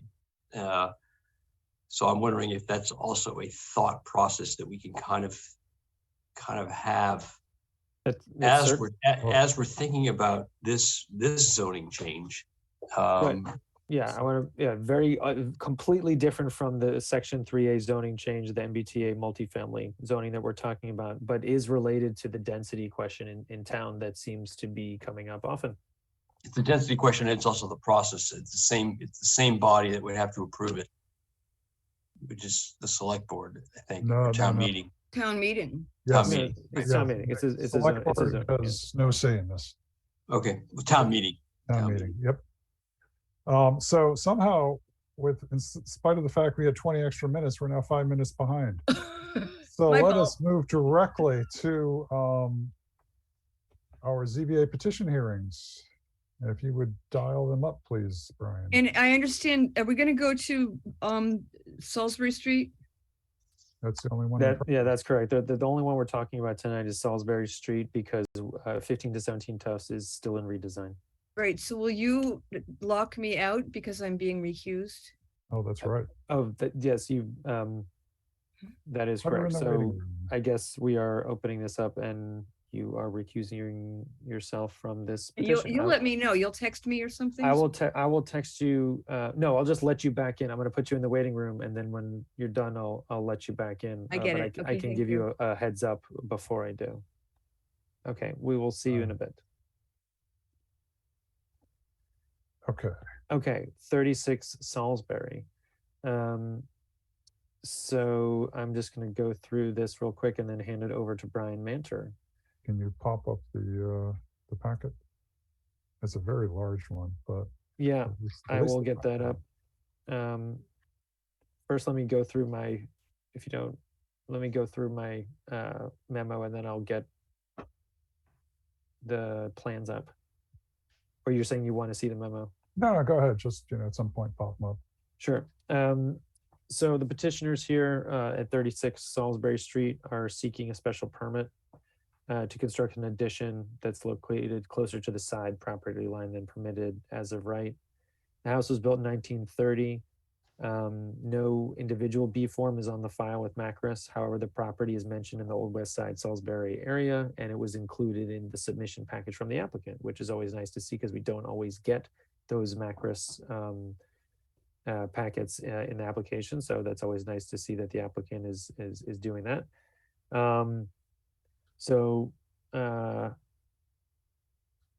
The historical commission is going to review this next week.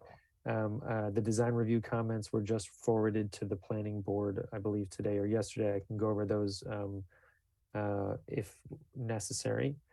The proposal here entails a one-story addition to the rear of the property, consisting of approximately 330 square feet. That's actually behind an existing garage. I thought it was a modest addition that will not be seen from the street, but based on the overwhelming positive support of the neighborhood and the size and specifically the location of the proposed addition, I recommended favorable action with regards to this petition. I'll now hand it over to Brian Manter, Assistant Engineer, and I will get the plans up on the screen. Thank you, Brian. As Brian mentioned, the size of the addition is approximately 330 square feet. So the increase in impervious surface is below the 500 square foot threshold. So therefore it doesn't meet or does not trigger stormwater management review outlined in the Winchester Public Sewer and Storm Drain Rules and Regs. Also interesting to note that there is no site or civil work proposed, so the engineering department has no comment on, there's nothing to comment on with respect to potential utility connections, water and sewer. The engineering department has no further comment on this project. Thanks, Brian. For those of us, me included, who don't understand what it means when you said there is no civil work being done, what does that actually mean? Sometimes an applicant will propose to, put in a new water service, or like the sewer lateral. They're proposing to change the sewer lateral. So in those instances, the engineering department would ensure that the products that the applicant is proposing is in line with Winchester standards. So that doesn't include, say, putting in a sink or a toilet, would that be? Correct, yes. We will look at everything outside of the building. Okay, okay. But if everything is running internally, then that's, okay, thank you. I think it's a tiny addition. So why don't we go around the board, see if anyone, I believe we do have one of the proponents with us this evening. That is correct. Um, He's Larry Murray is here as on behalf of the applicants. and one of the applicants is here. So why don't we go around the board, see if there are any concerns? Maybe we can get through this pretty quickly. Kurt, do you have any comments? Oh, I'm already off mute. I my only comment, which is an observation, and it's kind of stylistic. So I mean, it's probably even arguably outside of our purview and certainly mine. It was just if you looked on the plans are provided on A2, Brian, where it provides some of the elevations. I think it's the one just above this one that you have up. Yeah, this one. I just wanted to highlight that, like when you see the end of the addition, which is in the middle of the three elevations, just the gable end has this sort of triangle pattern because it has this like extra fascia. I'm not sure I'm not going to describe it correctly, like over the door. And I'm just noting that all the other gable ends of the house don't have that additional detail, that almost triangle formation. And so I just highlight that it's just a little bit of an inconsistency with the rest of the original style of the house. I don't know if it was intentional to provide some, weather protection over that door, but it just jumped out at me as inconsistent with the rest of the design. But otherwise, I had no comments. I thought this is, seems very well done and is a modest scale. So. Okay. Thank you. Nick? Nick, you are muted. Nick, you are still muted.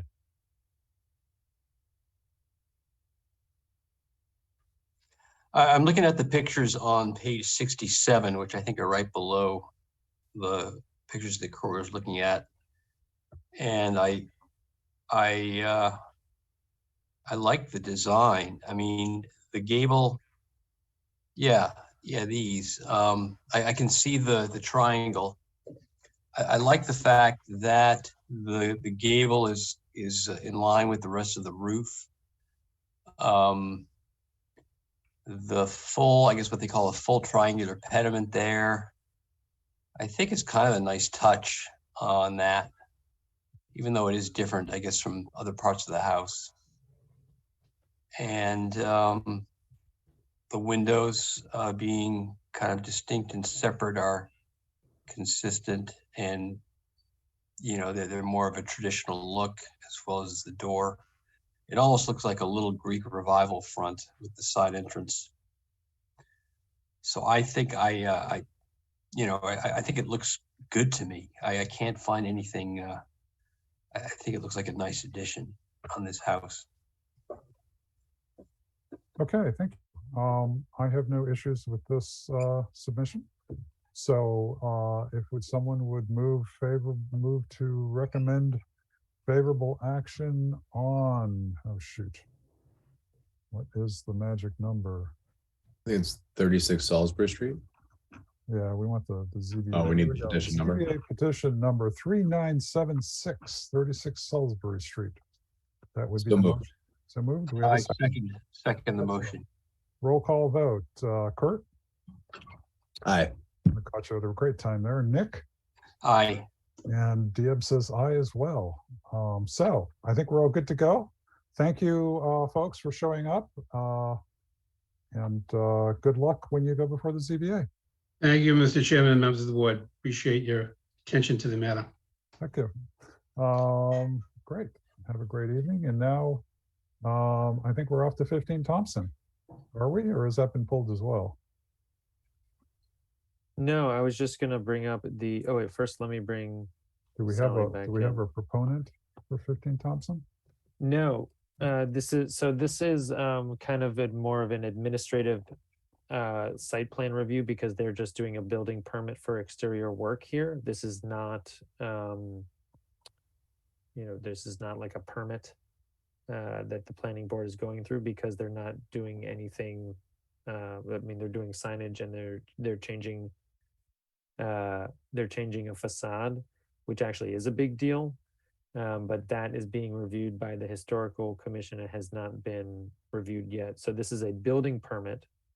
So this is a building permit for exterior work through the building department. This is not through the ZBA, and it is not through the planning board. This is a by right situation. It just has design review. So what is our role? Our role is to give comments and put conditions on any potential on the building. We do have the right to put conditions on the building permit, but this is a building permit. This is not a special permit for the planning board. This is a building permit, and we can put conditions on it as well. And how do we get the right to put conditions on it? Because of the center business district Okay, zoning. so this flows from our, We We are, have- we, as well as the design review and the historical commission, the three of us, these three boards and committees, can put reasonable conditions on the building permit that is right now being held by, they applied and it's being held because it has to be reviewed by all these three boards. So Okay. the design review has reviewed it, and I was gonna bring it up. But because I wasn't sure if they were actually even able to get to it this time around or not. I had it up just a second ago. And I thought I did, but I wanted to get it up. No, so they have a Washington and Swanton response, and then they have Rocky Ledge Terrace, and then Salisbury Street, which we just did, a sign permit for 478. So it looks like it didn't make theirs yet, so it must be on their next meeting.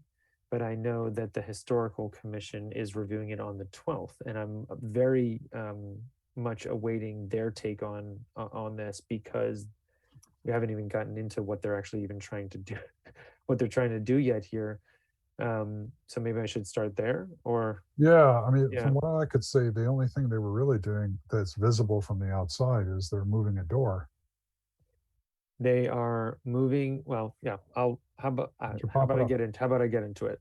It was a complicated set of drawings to wade through. There were a lot of them, and I would agree. So okay, I'll just go right in, and then I'll bring up the plans in a second. So they're seeking design review to do a building permit for exterior work in the CBD.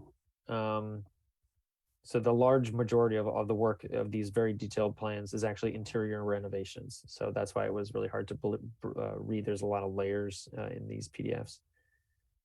This is the interior renovation of the previous restaurant known as The Spot, and before that, TWK, the Waterfield Kitchen. So Karma is what's taking over the space, and they're renovating it inside and out. The major change to the exterior of the building it's found on A2, I'll bring it up in a minute, which details the Thompson Street elevation. And this is where the real change is. So 2 existing windows, and 1 door are proposed for removal, and a new entrance is planned for the existing left window. So it's the changing of 3 things on the facade, with a new brick wall to replace the existing door, and existing right side door is also planned for removal. I then go into the talk about this building known as the Locatelli building. I included it as a B form in the packet for reference. It would be a contributing building to any potential historic district in downtown.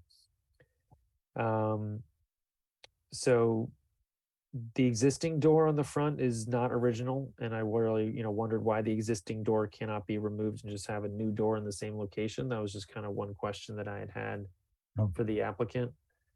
Brian, So could you pop up a street view? yeah, sure. That would, I think, really help, Um, because I can kind of picture it, but Oh, a street, sorry, sorry, you did say, sorry, you said a street view, sorry. Yeah, Let because me- Thompson Street is Sorry, hopefully, well, I was just about to bring up the plans, which wouldn't Oh. really help you at all, so. plans won't help me. They confuse the No. heck out of me. Okay, let me.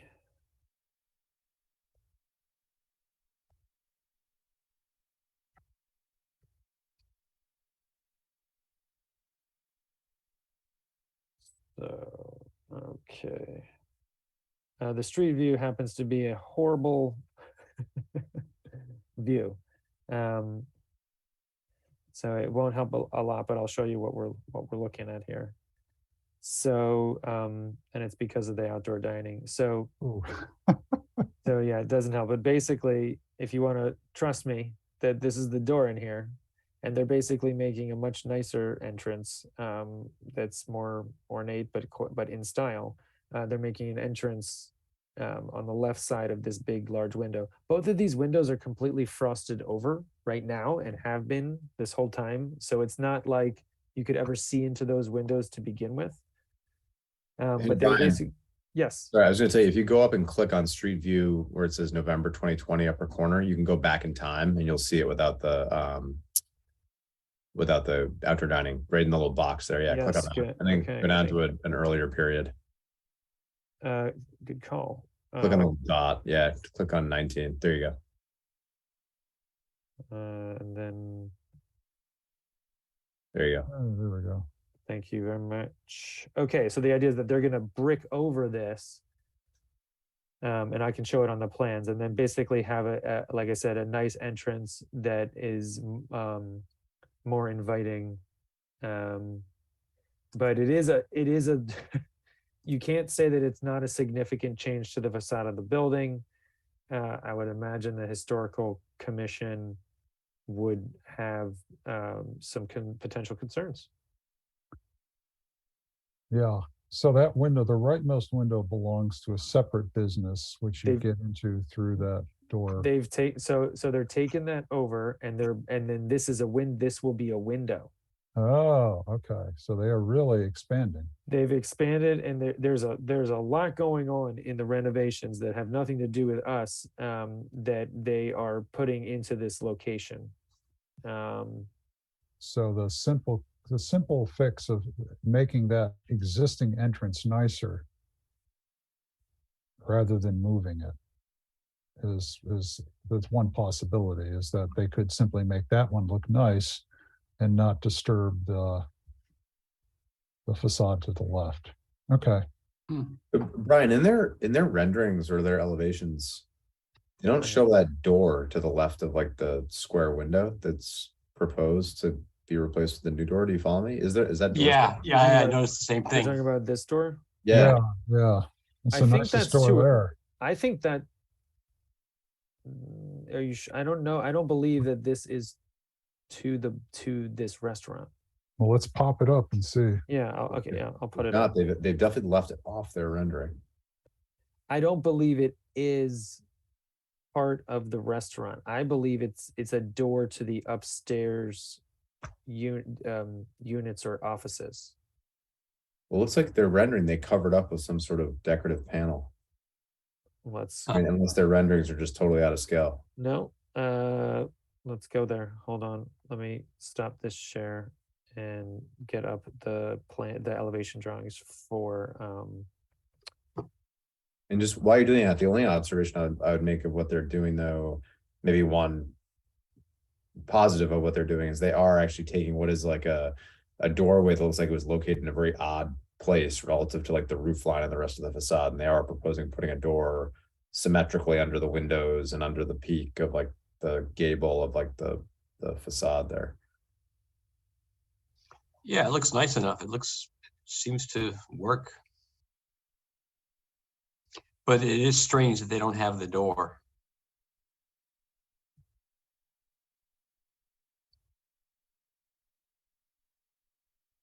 sorry. Jeez. Okay, we're there. So left is existing. I'll make this a little bigger. Left is existing. right is proposed. I Yeah. believe this is the property line for this one, and that is why they don't show the door. Because that's a different address. I believe that is the upper story. I believe that's an entrance to the upper story. But I think, again, unless it's like out of scale, they're proposing to block that door with whatever that panel is.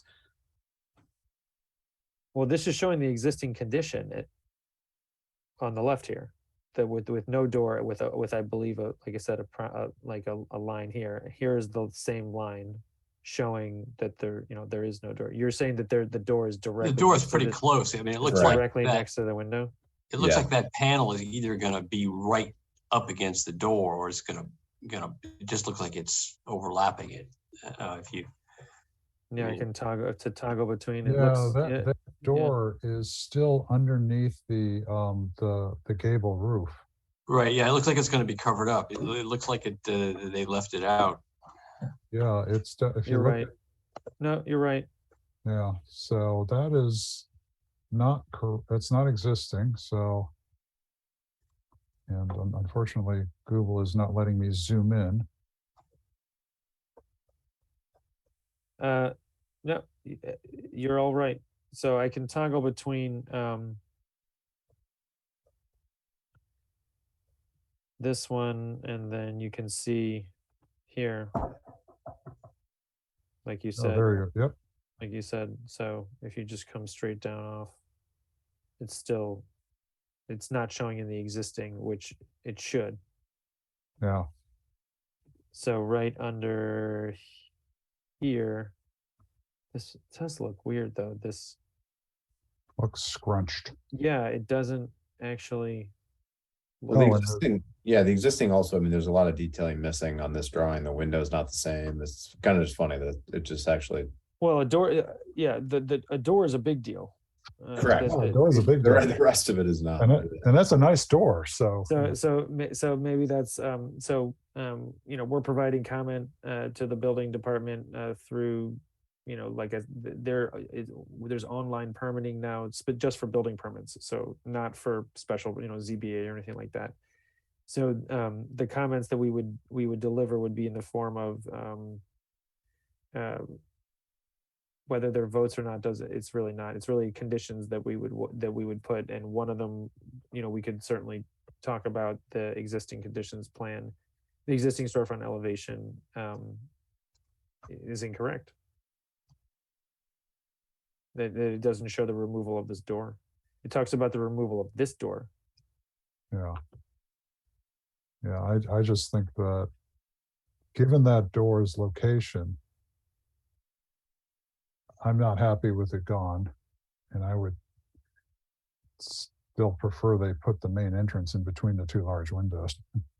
But Well, that was my first. Yeah, that was my first question. Is that what could they do to work with the existing? Fine, they don't like this entrance. It's not extremely inviting either. I'll give them that for sure. But what's the physical reason not to work with that entrance? I don't know what it is.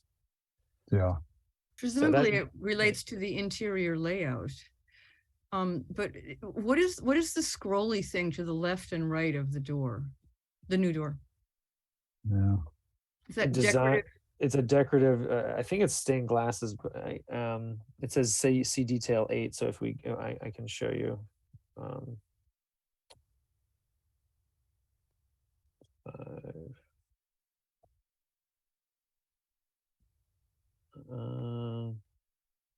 The detailed sheet didn't actually show that.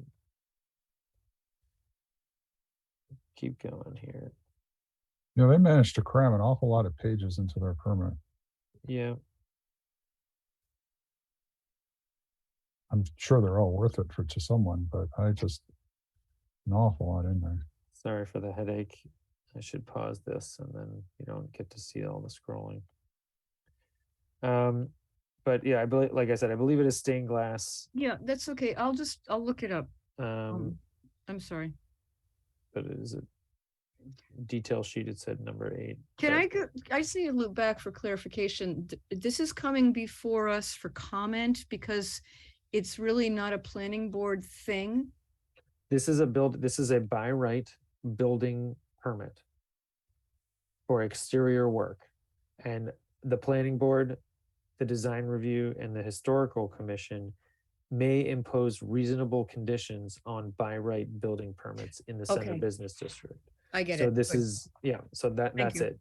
Thank you. And Brian, it does say on the elevation, it says it's an antique copper barn door hung on a track.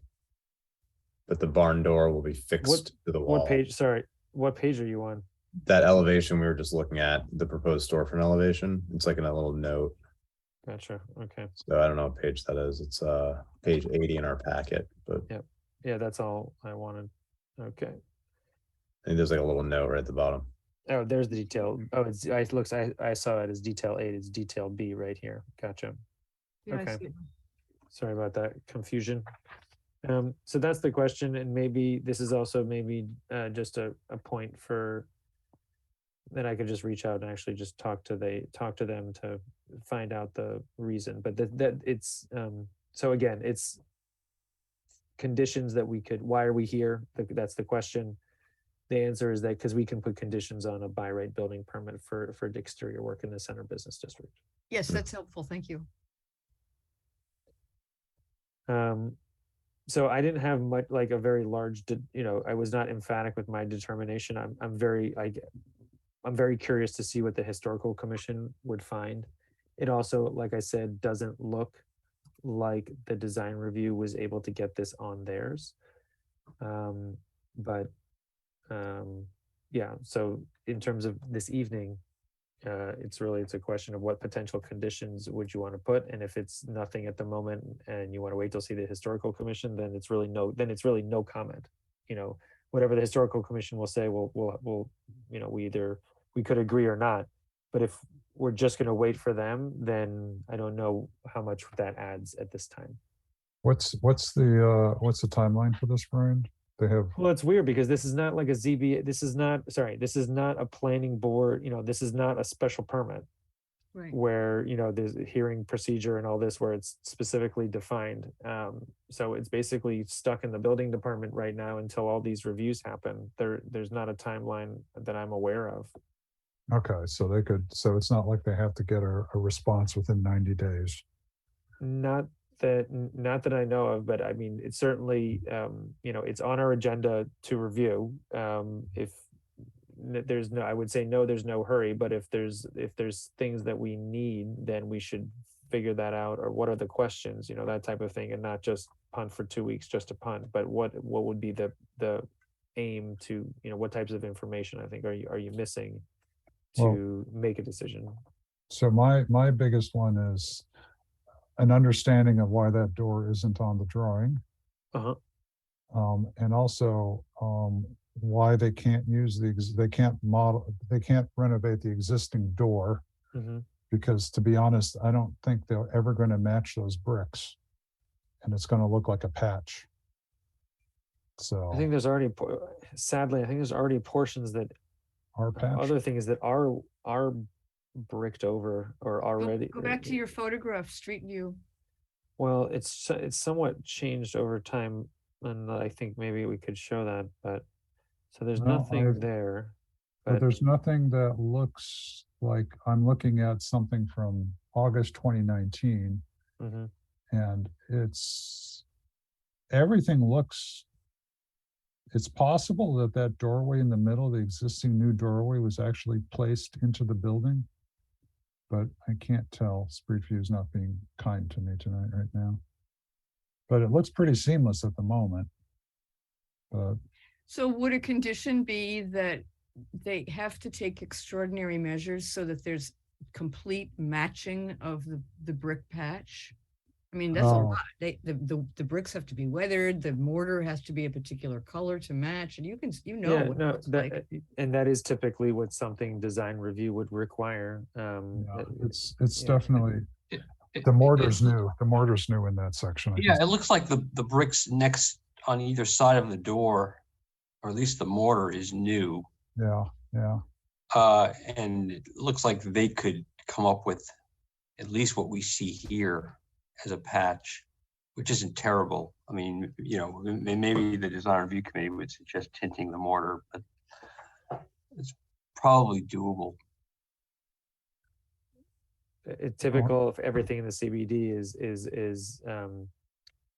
you know, paint to match or you know, color Yeah. to match existing. That's a standard. That You know, looks for like- instance, when there's any type of telecom in large buildings in the CBD or otherwise, they're painted to match the existing. They have to match the existing what's there. So that's easily something that is within a reasonable condition to be put on the permit. Yeah, it looks like they took some shutters off of those two windows above Merle Norman. Yeah, I did notice that. Yeah. So okay, yeah. So I'm sorry, I kind of sent us on a side trip. So my big question is, why can't they reuse the existing entrance? Okay. That's my And, big and I think the answer lies in looking at the floor plan for that Yeah, front I of think the so- building. I think That's in the set, right?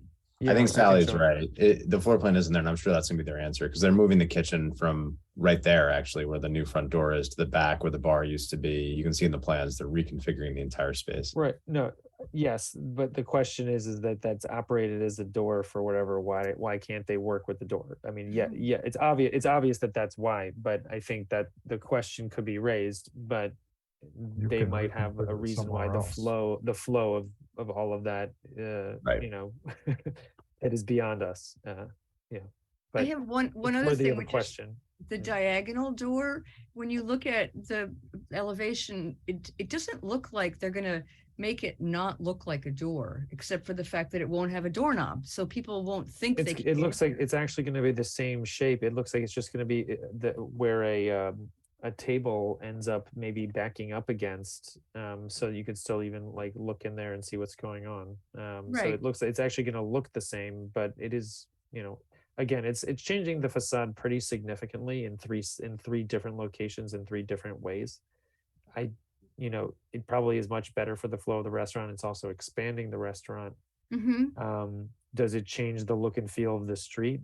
Personally, no, I don't think it changes the look and feel of the of that street, but it's possible that there's things outside of my knowledge related to the building that you just maybe never touch, related to historical commission. It's 9:22, by the way. We were gonna potentially go back to MBTA, Let's see. but it Do we looks have like we any- need to We don't have any guests who are interested. yeah, so we could either try to develop some conditions or continue it to our next meeting in 2 weeks and then talk, you know, continue talking about it rather than try to cram it in the next 10. If we have no guests, what's to stop us from doing action items and adjourn? Oh, we do have a guest. I was gonna ask if we could hear from an architect who happens to be sitting in the room, the Zoom room. So why don't we invite our lurking guest, Richard Leaf, joining us on behalf of the Chamber of Commerce. Hi, everybody. Hi, You guys- Richard. You guys are doing great. My opinion is pretty much what all of you have been voicing about the concern of the existing door and questions about why they can't necessarily work with the existing opening. I think when I first looked at the drawing, I did actually kind of appreciate the fact that they were moving the entrance so that it was sort of centered between the centered on the left gable and centered on a pair of windows. And so I was like, oh, that's actually a pretty nice move. I would probably do the same thing. And then I think it was Kurt picked up on somebody picked up on where's that arched door, that existing door. So I guess my opinion is until you all get a satisfactory explanation, I think they need to revise their drawing and either show the door on the existing plan and then show what's happening to with those sort of scrolly panels that are either on either side of the end. I don't think you have enough information to actually say anything. I think you should ask them to revise it and resubmit it personally, because I don't feel like I know what even to say to you, because I don't totally understand what they're trying to do. But and I think the comment about matching the existing brick is probably a pretty good one. It's going to be pretty tough, you know. So I'm not sure that I'm really adding a whole lot, but I think you all are asking the right questions. Thank you. Well, that's Well, that was good to very know. validating. Yeah, it's very validating. So I guess they probably didn't know that they were coming up for review, or if they did, they didn't understand that we actually get to put conditions. So maybe, Brian, we could reach out to them and ask them to show up the next time we go over it. I don't know what our schedule looks like on our next meeting. I think it's pretty packed at the moment, or maybe not, but no? Okay, good. No, as of right now, we just have plans from 7:15 to 8:30, so we have an hour. So why don't we reach out to them and see if they're able to make it? Ask, point out the issues that we found, and hopefully they can respond to us. And by then, hopefully we'll get something from design review and historical. Yeah. Ching will be back. And Well, we wouldn't be getting it. It would be, I mean, I can certainly get it, but it's really everything's really funneled to the building department, just so you're yes, so you're but clear on hopefully, process. Yep. hopefully we will get it from the building department, or they can actually show up and explain with the existing drawings. Well, I mean, does it make sense just to do what Richard suggested, which is say the existing drawings are inaccurate? Can you review, correct them, and resubmit, as opposed to like having them get on the phone and then we say, "Where's the door?" and they're like, "Oh, oops, where's the door?" Yeah, no, I can I can certainly make that note in the online permitting and say that we requested additional information, if that's all it is at the moment, and then design review and the design review and the historical commission will have their own comments, but I can at least start that so that they're at least aware that we reviewed it, and have this note and request further information as you go through as you continue the building permit process. Well, we haven't actually finished our discussion. No, So, I could say yeah, it's certainly but in that's- process. I yeah, could say it's in process, but that's already a note. Then you could Yeah. it's a piece of information that I can give them. Yeah, and let's try to work with them to get them to visit us so that we can poke at them. That's good. Though I Okay. only have one more minute of I did email a whole bunch of schedules through the end of January to everybody today, so that everyone kind of knew. And what I basically did was do every single, every 2 weeks except for around the end of year. We had 2 complete weeks off, so it's but it's basically every 2 weeks. And then after January, we can reassess about, to go from there. But the only way it really worked out, in order for us to do it, was that it was every 2 weeks, except for in December, we still meet only twice in December. But it's the 13th and the 20th. It's back to back. We had 2 weeks in a row, but that's so that we can have the week of the 25th off, and then the week of the 1st off, and then we don't go until the January 10th. So we would have a break from December 20th to January 10th. So that's the schedule through the end of January. And again, it's still only 2 meetings a month. It's not, it's the same amount of time. It was just how we had to do it that way. If we wanted 2 or 3 weeks off, we had to do those 2 back to back. So Brian, one thing I know that you do in the planning board calendar is you, if you were to open up that calendar entry and kind of flip up to the total top, you always have a little placeholder, almost like penciling in agenda items. And I am not sure that Nick and Kurt and maybe I Ching too, know that they can subscribe to the planning board calendar and see your penciled in agenda ideas. They should be, without a doubt. They should be able, meaning they have the subscription, whether or not they've turned that calendar on. I can work with them. Okay, but it's really helpful to me. It's a good thing to note, Yeah, just generally, it that would be. if you want to get anything on the agenda, to email the chair and myself, and we can get it on there. or give time for it. Yeah. So, but yeah, please look at the top of those. That is kind of like the running schedule of it's usually time related things that need to happen. So that's why they're there. So there's usually a few things, and then there's usually, just like we did now, there's some time left over that we can. And the squeeze way stuff it in. works, you're in your calendar app and it says add calendar or something like that, right? Well, it should be shared with them already. They should have, yeah. Yeah, there's magic if you're not doing it through Outlook, but it's not like deep dark dragon magic. It's normal. So human that can be an magic. offline thing. I don't want to take time Yeah, with it. It's yeah. 9:30. It is 9:30 on the nose. Well, then I only have one question to ask. Is there a motion to adjourn? I would say so moved. Is there I a second? Excellent. Roll call vote, please. Sally, Aye. Kurt, Aye. Nick, Aye. Brian. You're gonna say aye anyway, so aye. Okay. Diab says aye.